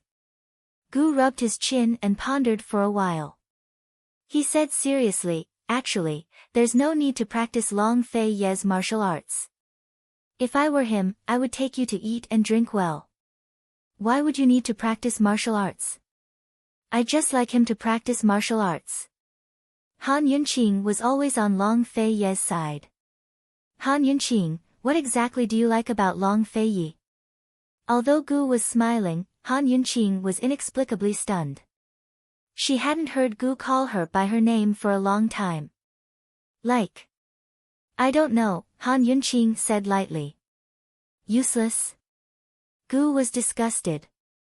He took out a palm-sized blood-red wild mushroom from his black robe and stuffed it into Han Yunqing's hand. Then, he walked away without looking back. Hey, what's this? Aren't you going to have a meal with me before you leave? Gu. Old ghost. Gu didn't look back. He waved his hand, remember to miss your chi brother. Wait for my good news. Be careful. Han Yunqing chased after him for a few steps, but Gu quickly disappeared. Han Yunqing looked at the wild mushroom in her hands seriously and was shocked. This was a good medicine for women to replenish their blood and energy. It would take at least 500 to 600 years to grow to this size. Han Yunqing looked at it for a long time. Her heart was filled with mixed feelings.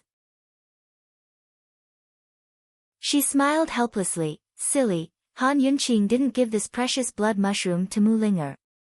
Instead, she told Su Xiaoyu to keep it in a secret room in the pharmacy. She went to the backyard. Before she even entered the room, Lil Thing pounced at her and let out a shrill cry that resounded through the backyard. Squeak! Han Yunqing immediately covered its mouth. Did Gu Beiyue give you a stimulant? Ever since they came back from the medicine-requesting cave, Lil Thing had been guarding Gu Beiyue.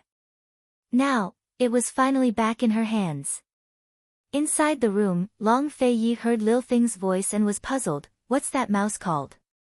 It should be the Princess Consort. Gu Beiyue knew Lil Thing better than anyone else. Just like Lil Thing, it knew young master better than anyone else. Long Feiyi left without another word. Gu Beiyue smiled faintly. He carefully cleaned up the teacup that Long Feiyi had used. When Han Yunqing carried Lil Thing into the room, she didn't see any trace of Long Feiyi. Greetings to the Princess Consort. Gu Beiyue was always so gentle and modest. Even if he couldn't stand up, he still remained seated in his wheelchair with his hands clasped in front. Han Yunqing always ignored his respect. She sat in Long Feiyi's former seat and poured herself some tea. Since when did you like drinking tea? In her impression, he'd always been drinking tea by himself when she came to see him. I've got more free time than before, Gu Beiyue smiled. You won't be free from now on, will you? The people who want to make appointments with you can line up all the way out of the city. Han Yunqing smiled back. She always felt so comfortable when she was with him. She couldn't help but smile, and even her fretful heart would calm down in an instant. They'd barely spoken when Lady Hellion and Little Er's voices came from outside. Yunxi, you're here. You made us look for you. Big sis, you're finally back. Is my master back too? It was rare for Gu Beiyue and Han Yunqing to have some alone time together, but Lady Hellion and Little came to find them. Wasn't this too much of a coincidence? Gu Beiyue's eyes flashed with helplessness, but it was nothing more than helplessness. Very soon, Lady Hellion and Little came in. Lady Hellion was still as beautiful, graceful, and charming as ever. Long time no see, Little He'd grown up. Han Yunqing remembered that when she'd saved him at the Han estate, he was only a 6-year-old child. Now he was almost 10 years old. He wasn't as delicate as before, but his temperament was still clean and clean. Those clear black and white eyes looked even more stubborn than when he was young. As soon as he saw Gu Beiyue in his wheelchair, Han Yuni almost burst into tears. They all knew about Gu Beiyue's injuries. Gu Beiyue didn't say a word, but called out to him. Han Yuni sniffled a few times and held back his tears. Master, when will you get better? I'll be fine after resting for more than a month, Gu Beiyue said honestly. Lady Hellion was also very concerned. Dr. Gu, if you need any help, just let me know. Don't be shy. Gu Beiyue responded with a faint smile. This topic was a bit heavy, so Han Yunqing changed the topic. She smiled and said, when did you start calling him master? Dr. Gu officially accepted me as his disciple a long time ago. Big sis, I'm not going to medical school to take the exam. I'll focus on learning from master and go when I'm older. Little seemed to have matured a lot. You're sensible now. Come here, let big sis give you a hug. Han Yunqing was very happy. Unexpectedly, Han Yuni stood rooted to the ground with an embarrassed expression, and his ears were a little red. Oh, this child knows the difference between men and women. Han Yunqing laughed.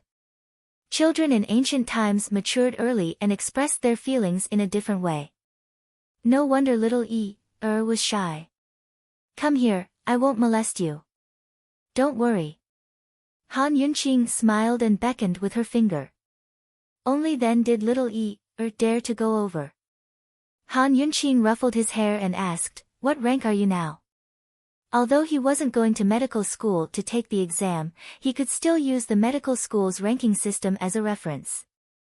Han Yuni was about to happily answer when Gu Beiyue said, "A third-rank doctor's ability, including temperament and experience, can barely reach the level of a second-rank doctor. Little remember, medical skills are only a part of being a doctor, not everything. Yes, this disciple will remember your teachings." Little was very obedient. Dr. Gu will be staying in Pill Fiend Pharmacy from now on. You have to learn from him, understand? Not everyone has this opportunity. Han Yunqing said seriously.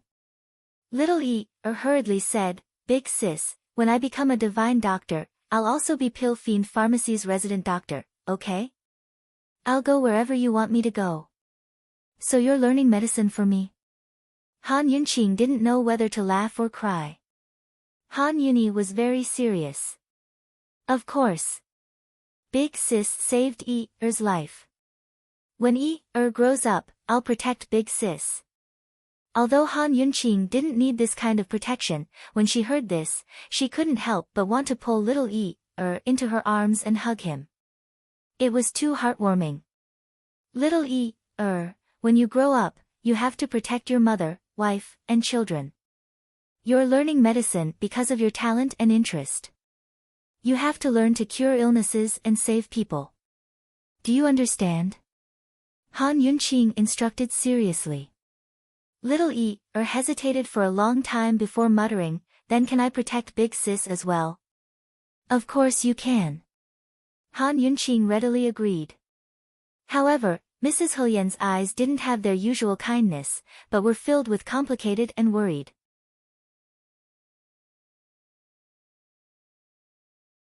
Chapter 692. If it wasn't for Han Yunqing, Lady Helian and would have been chased out of the house by Lady Su long ago. The Han family owed Han Yunqing so much, but Han Yunqing still tried her best to protect their most talented son even when she couldn't even protect herself. Lady Helian admitted that she'd once suspected Han Yunqing and suspected that she was only trying to hold mother and son hostage so she could take the Han family's pharmacopoeia and properties for herself. But Han Yunqing didn't. Everything she did was for the sake of the Han family. She'd spent a lot of effort on and wanted him to become a man of indomitable spirit. She wanted him to shoulder the heavy responsibility of reviving the Han family's pharmacies. Han Yunqing doted on little just as much as his mother herself. Seeing the stubbornness in Er's eyes, Lady Helian couldn't help but knit her brows. What was Lady Helian worried about? In the past, when said he wanted to repay his big sister, she'd always praise him for being sensible and teach him not to be ungrateful. But now, she was only filled with worry. She wasn't afraid of anything but losing her son. Thus, there were some things she couldn't control. "Seventh madam, what are you spacing out for? Come drink some tea." Even though Han Yunqing was the high and mighty Qin Wangfei, she still treated Lady Helian with respect. In terms of seniority, she really did have to call Helian Zuexiang, seventh madam. As soon as Lady Helian walked over, she pulled into her arms and asked about Han Yunqing's health as usual. Then she told her about the Han family's Four Directions pharmacy. After chatting for a while, Han Yunqing told Gu Beiyue to rest before they left together. As soon as they stepped out the door, Lady Helian asked in a low voice, "Yunqi, it's been so many years. Why hasn't there been any movement from your stomach?" Han Yunqing didn't expect this at all. Although she knew many people were concerned about this question, no one had asked her so directly ever since she'd been questioned at Tianning's imperial palace.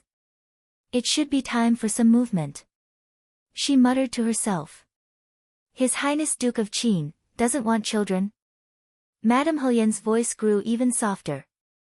Han Yunqing smiled. "I'm too busy. I don't have time." "Then when do you want it?" Madame Helian muttered. His Highness Duke of Qin isn't young anymore. You don't have any plans for the next year and a half, right? I'm busy too. Han Yunqing wasn't making up an excuse. It was the truth. Long Fei Yi was busy, so how could she be free? In 2 days, she had an appointment to save Grand Concubine Yi, and in a few days, she had to prepare to ascend Celestial Mountain. Both were dangerous affairs, but she had been working hard on cultivating her poison storage space, hoping to break through to the 2nd or 3rd level as soon as possible. She hoped to be of help to Long Fei Yi. She didn't even have time to fall in love, so where would she find the time to have children? Thinking of this, Han Yunqing smiled. What are you laughing at? Madame Hellion didn't understand. It's nothing. You guys go ahead. I'll go find Ling, Han Yunqing said. But Madame Hellion didn't leave. Yunshi, there's chaos in the north. You guys won't be leaving this time, right? South Ning is such a nice place. Don't keep going to dangerous places. I'll go wherever Long Fei Yi goes. There's no danger with him around, Han Yunqing teased. She wouldn't tell anyone else about her trip to Celestial Mountain. A married daughter is like spilled water.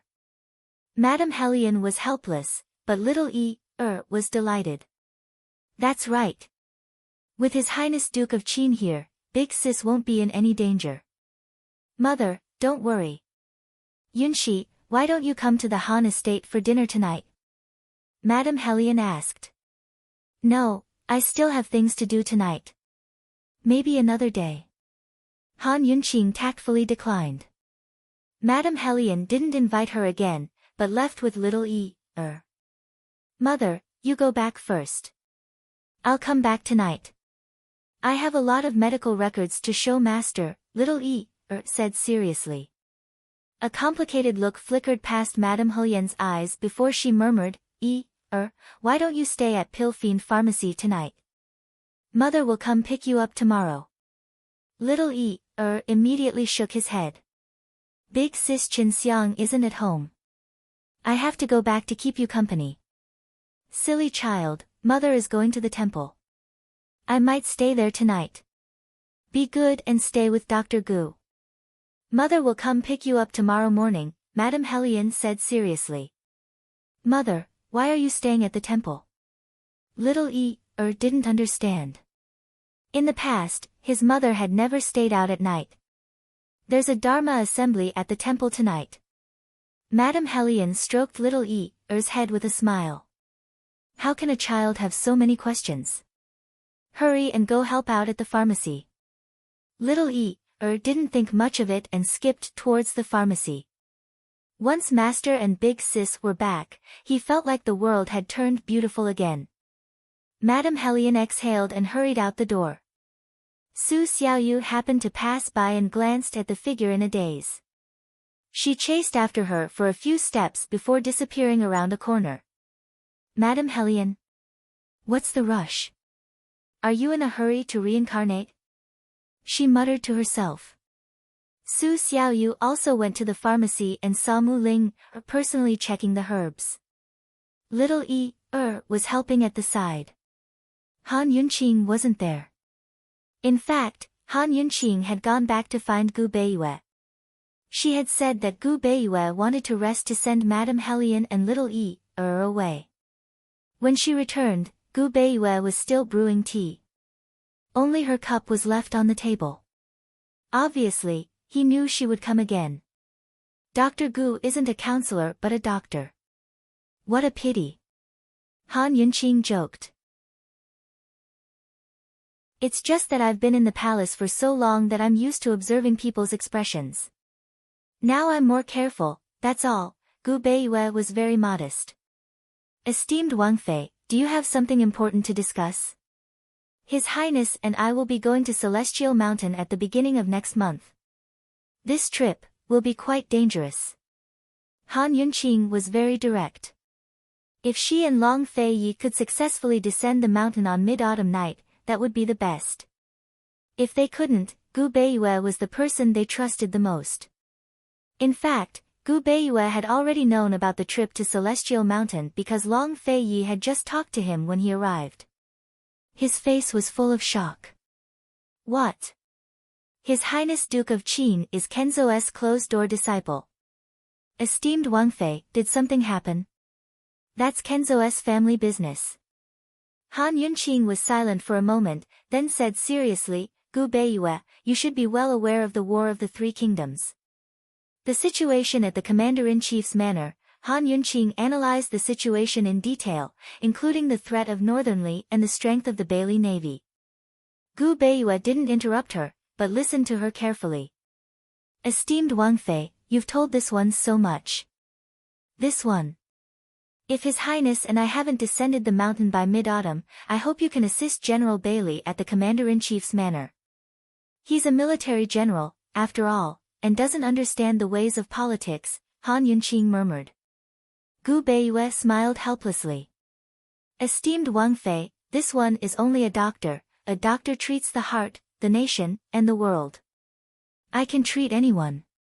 Han Yunqing's face was serious, her eyes bright. Gu Beiyue, just treat it as me. Before Han Yunqing could finish her sentence, Gu Beiyue cut her off. He never wanted to hear Han Yunqing say that word to him. He didn't like it, nor did he have the right. Yunxi, do you know? Towards you, I can only follow your orders in this lifetime. A doctor treats the heart, the nation, and the world. Yunxi, I only hate that I couldn't treat myself. I couldn't recover my martial arts and protect you. I'm indebted to esteemed Wang Fei for thinking highly of me. If there's a need, this one will definitely do my best to cooperate with General Bailey. Gu Beiyue respectfully bowed with clasped hands. I believe in you. Han Yunqing trusted her own judgment and intuition. The two of them chatted idly until Mu Ling came to find them. You really should rest. I've disturbed you, Han Yunqing said. Gu Beiyue had already grown tired of Mu Ling and Gu Qisha's constant bickering on his way back, so he didn't keep Han Yunqing. Mu Ling was about to enter the room when Han Yunqing pushed her out. Where's Gu?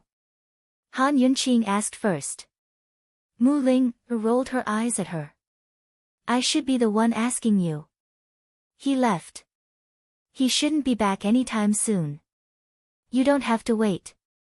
Han Yunqing spoke honestly. If you have time, go back to Medicine City and tidy up the Mu clan. Don't let Lady Lianxin find you. Mu Ling's bright eyes immediately dimmed.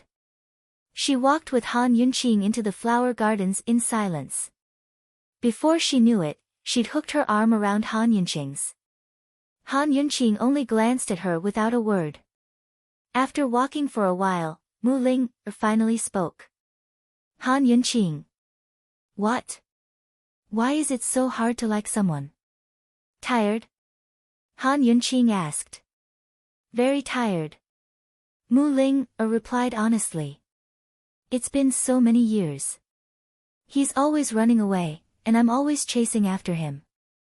I've almost run all over Cloud Realm continent, but I just can't catch him. You won't be tired if you don't like him, right? Actually, Han Yunqing herself didn't understand. You'll die. You'll die if you don't like him. Mu Ling blinked her big, bright eyes with determination. Han Yunqing was speechless. Not to that extent. Will you stop liking the Long Fei Yi one day? Mu Ling asked. I've never thought about it. Han Yunqing didn't even consider this question. You're different from us. Mu Ling hung her head dejectedly, but she still raised it in the end with a proud expression. I'll wait. When he's old, there'll be a day when he can't run anymore. Mu Linger lifted her head to look at the skies, the gentle April sunlight shining down on her clean, stubborn face. Her heart was as firm as gold, her eyes sparkling as her lips quirked up. She was in the prime of her youth and beauty. Gu Ling will wait for you until the end of time. I'll wait until the seas turn blue. I'll wait until prosperity falls. I'll wait until the years are peaceful. But Gu Qishao, when will you, grow old. Han Yunqing looked at Mu Ling, not knowing whether to laugh or cry. That's a good idea. I'm serious. Mu Ling said loudly. I know. Han Yunqing nodded repeatedly. Night fell. Before leaving Pill Fiend Pharmacy, Han Yunqing told Su Xiaoyu to give the blood mushroom to Mu Ling. Mistress, this is good stuff. You have to keep it for yourself.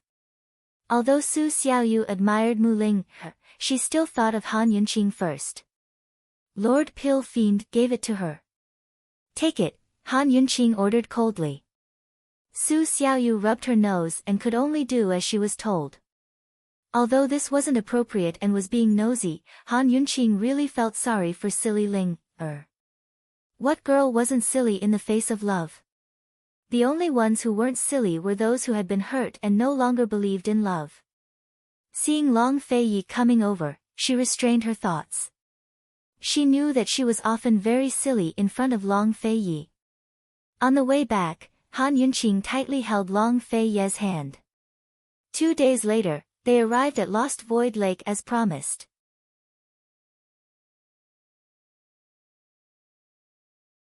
Chapter 693.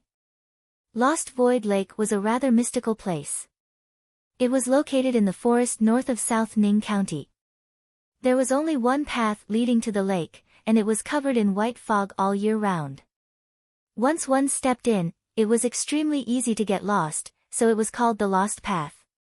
However, as long as one passed through the Lost Path, one would feel as if the clouds had parted to reveal the moon. One could see a strange lake. There was a lake in the lake, and from afar, it seemed like the lake was hollowed out, so it was called the Empty Lake. There were many ferocious beasts in the forest, so people rarely came to this place. Long Feiyi and Han Yunqing rode their horses here, but they dismounted before reaching the Lost Path. It was noon, but the entire forest was gloomy and cold, like an otherworldly place. They saw that both sides of the Lost Path were planted with parasol trees, and there was a straight path in the middle of the trees. The white fog on the path was relatively sparse, and they could barely see the road. On both sides, it was a vast expanse of white, like a sea of clouds. Along the way, Long Feiyi and Han Yunqing talked about the strange scenery here. Han Yunqing paid attention. She activated the detoxification system from afar, but it did not detect any poison. Nature was great and awe-inspiring. Many natural phenomena could not be explained. Han Yunqing stood at the intersection. After confirming that the fog was not poisonous, she enjoyed the beautiful scenery of the Lost Path with great interest. It's too despicable to find such a place. She sneered. The robbers would definitely set up an ambush on the Lost Path. Long Feiyi held her hand, their fingers intertwined tightly. He said in a low voice, "Be careful. Don't worry, leave this part of the road to me." Han Yunqing liked the white fog too much. She took out 2 pills, one for herself and the other for Long Feiyi. Then she held Long Feiyi's hand tightly. "Long Feiyi, I'll protect you on this part of the road. Do you trust me?" "I do." Long Feiyi knew that Han Yunqing used poison. The path was long, and there must be many ambushes. The enemy was in the dark while he was in the light. He had originally planned to spend a long time on this path. Now that Han Yunqing had made her move, he could rest assured. Even Jun Yixia, who came from the 100 Poisons sect, could not escape from Han Yunqing's poison. Who else in this world could be lucky enough to survive her poison? They really had to thank the person who chose this place. Otherwise, a powerful poison master like Han Yunqing would be useless. The two of them held hands, and their figures were quickly submerged in the white fog. How much did Long Feiyi trust Han Yunqing? Other than holding her hand tightly, he was very relaxed. It was as if he was not here to negotiate, but to take a stroll. Han Yunqing was the same as him, relaxed and content. She had absolute confidence in her poison techniques, not because she was conceited, but because she was confident. At first, the surroundings were silent, but soon, waves of wails could be heard. There was no doubt that the ambushing assassins had been poisoned by Han Yunqing, and the poison was taking effect. What poison? Long Fei Yi asked. The most common poison for abdominal pain. Han Yunqing smiled. Not ruthless enough. Long Fei Yi gave an objective evaluation. There is no antidote for this poison. It must be in continuous pain for 3 days and 3 nights before it can detoxify itself. Moreover, this kind of pain is not painful enough to kill people. Han Yunqing asked jokingly, why don't you give it a try? No need. Long Fei Yi was very serious, but he still gave an objective evaluation, living a life worse than death. Very good. In fact, he thought that once this woman's poison techniques were put to use, it would be a fatal blow. Han Yunqing saw Long Fei Ye's cold and solemn expression and couldn't help but laugh. Long Fei Ye's hand immediately tightened, but Han Yunqing continued to laugh. Long Fei Yi didn't say anything and pulled Han Yunqing into his embrace, pressing her face against his chest. Han Yunqing's face was almost squashed, and she couldn't laugh at all. Although the white fog was everywhere, they could still barely see the road ahead. Han Yunqing had dealt with the ambushing assassins, and Long Fei Yi was responsible for leading the way in a straight line. At this time, at the end of the path, by the empty lake, 2 women were standing side by side, one old and one young. One was dressed in white like a fairy, the other in black like a demon. They were both looking at the path with serious expressions. Why is there no news at all? The young woman was clearly anxious. What's the rush? This madam has set up an inescapable net. Even if the old Kenzo came, he might not be able to walk out. The old woman in black said coldly. You've made it clear. Only kill Han Yunqing. Don't hurt the Qin Emperor. The young woman said again. Don't worry. The old woman in black was a little impatient. The young woman was still worried and added, I'll say the ugly words first. If your people hurt the Qin Emperor, you won't get a single penny. The old woman ignored her, and she continued, also, if you can't kill Han Yunqing, you won't get a single penny. Let's make a deal. The old woman snorted disdainfully. Just as she was about to speak, a female assassin in black suddenly rolled out of the white fog. She rolled a few times before stopping and falling at the old woman's feet. She clutched her stomach, her face covered in cold sweat. She had risked her life to escape here and deliver the news. At this time, she didn't even have the strength to lie down, let alone stand. Madam, we've all been poisoned. What? The young woman was shocked. The old woman was also in disbelief. All poisoned? How is that possible? The newcomer was Long Fei Yi, one of the top experts in Cloud Realm Continent's martial arts world. Han Yunqing's poison skills couldn't be underestimated either, so the old woman naturally wouldn't be her love rival. She had hidden a total of 30 assassins in the maze, and all of them were elites. How could they be wiped out before the battle even started? What kind of situation was this? Even if Han Yunqing had poisoned them, wouldn't she have had to wait until the assassin group showed up before she had the chance? Where did she get the ability to cripple the entire assassin group in such a short period of time?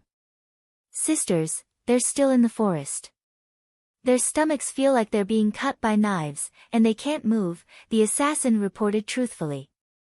Could it be that Han Yunqing poisoned the fog? The old woman muttered to herself.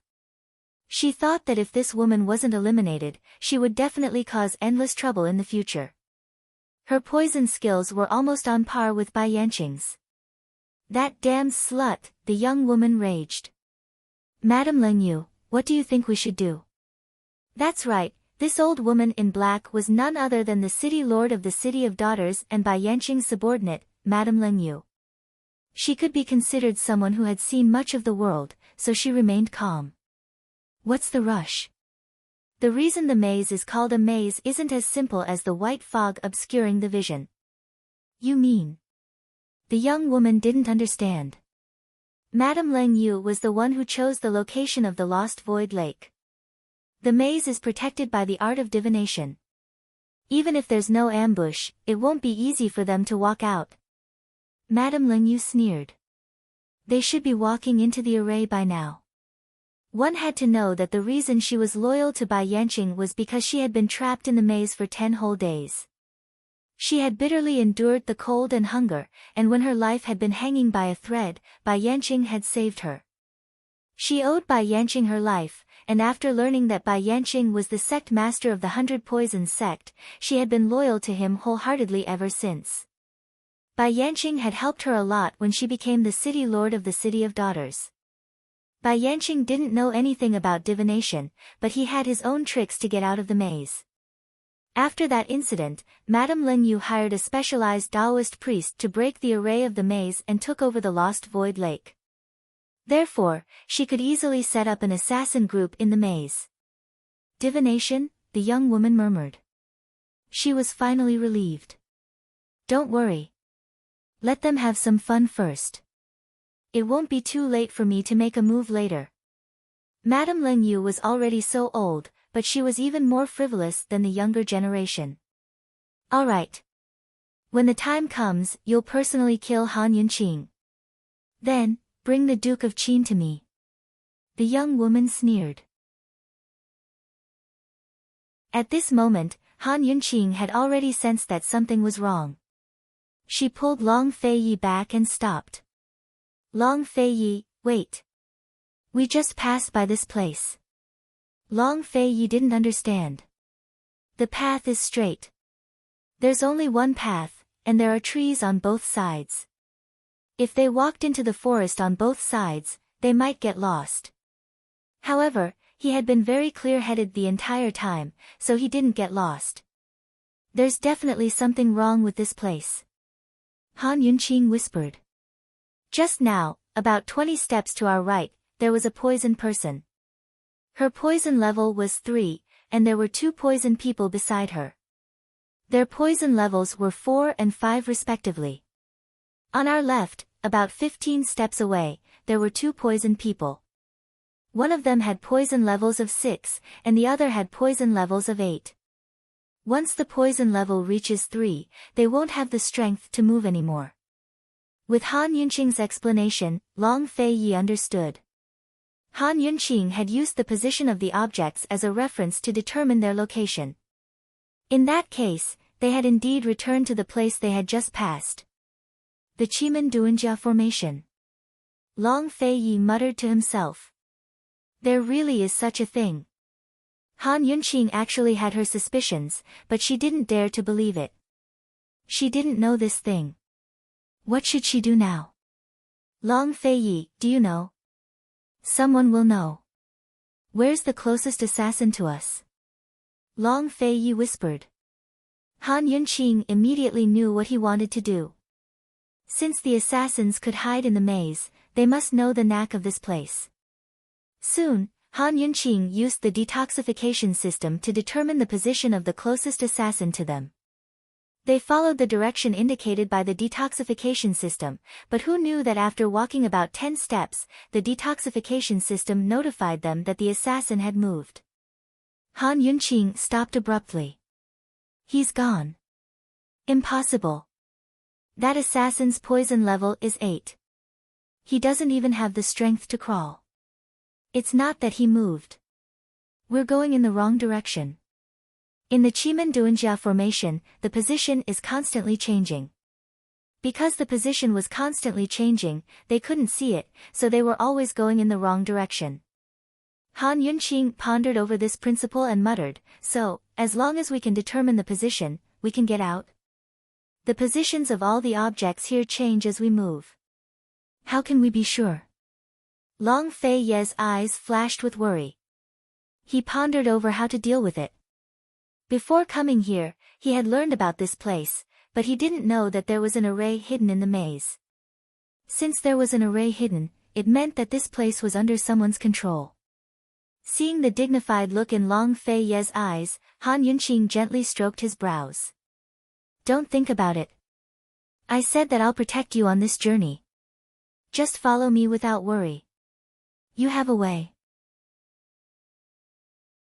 Long Fei Yi was very surprised. Han Yunqing had given him too many surprises, but based on her performance just now, she didn't understand the Chimenduanjia formation. This woman, what method did she have? You're tuning in to the Blissful Bookshelf YouTube channel. We're so grateful for your support, and don't forget to subscribe to join us on this incredible journey through captivating stories. Your generosity through donations truly makes a world of difference, as it's the primary source of revenue that allows me to expand and enhance this channel for you. Thank you from the bottom of my heart for being a part of this adventure.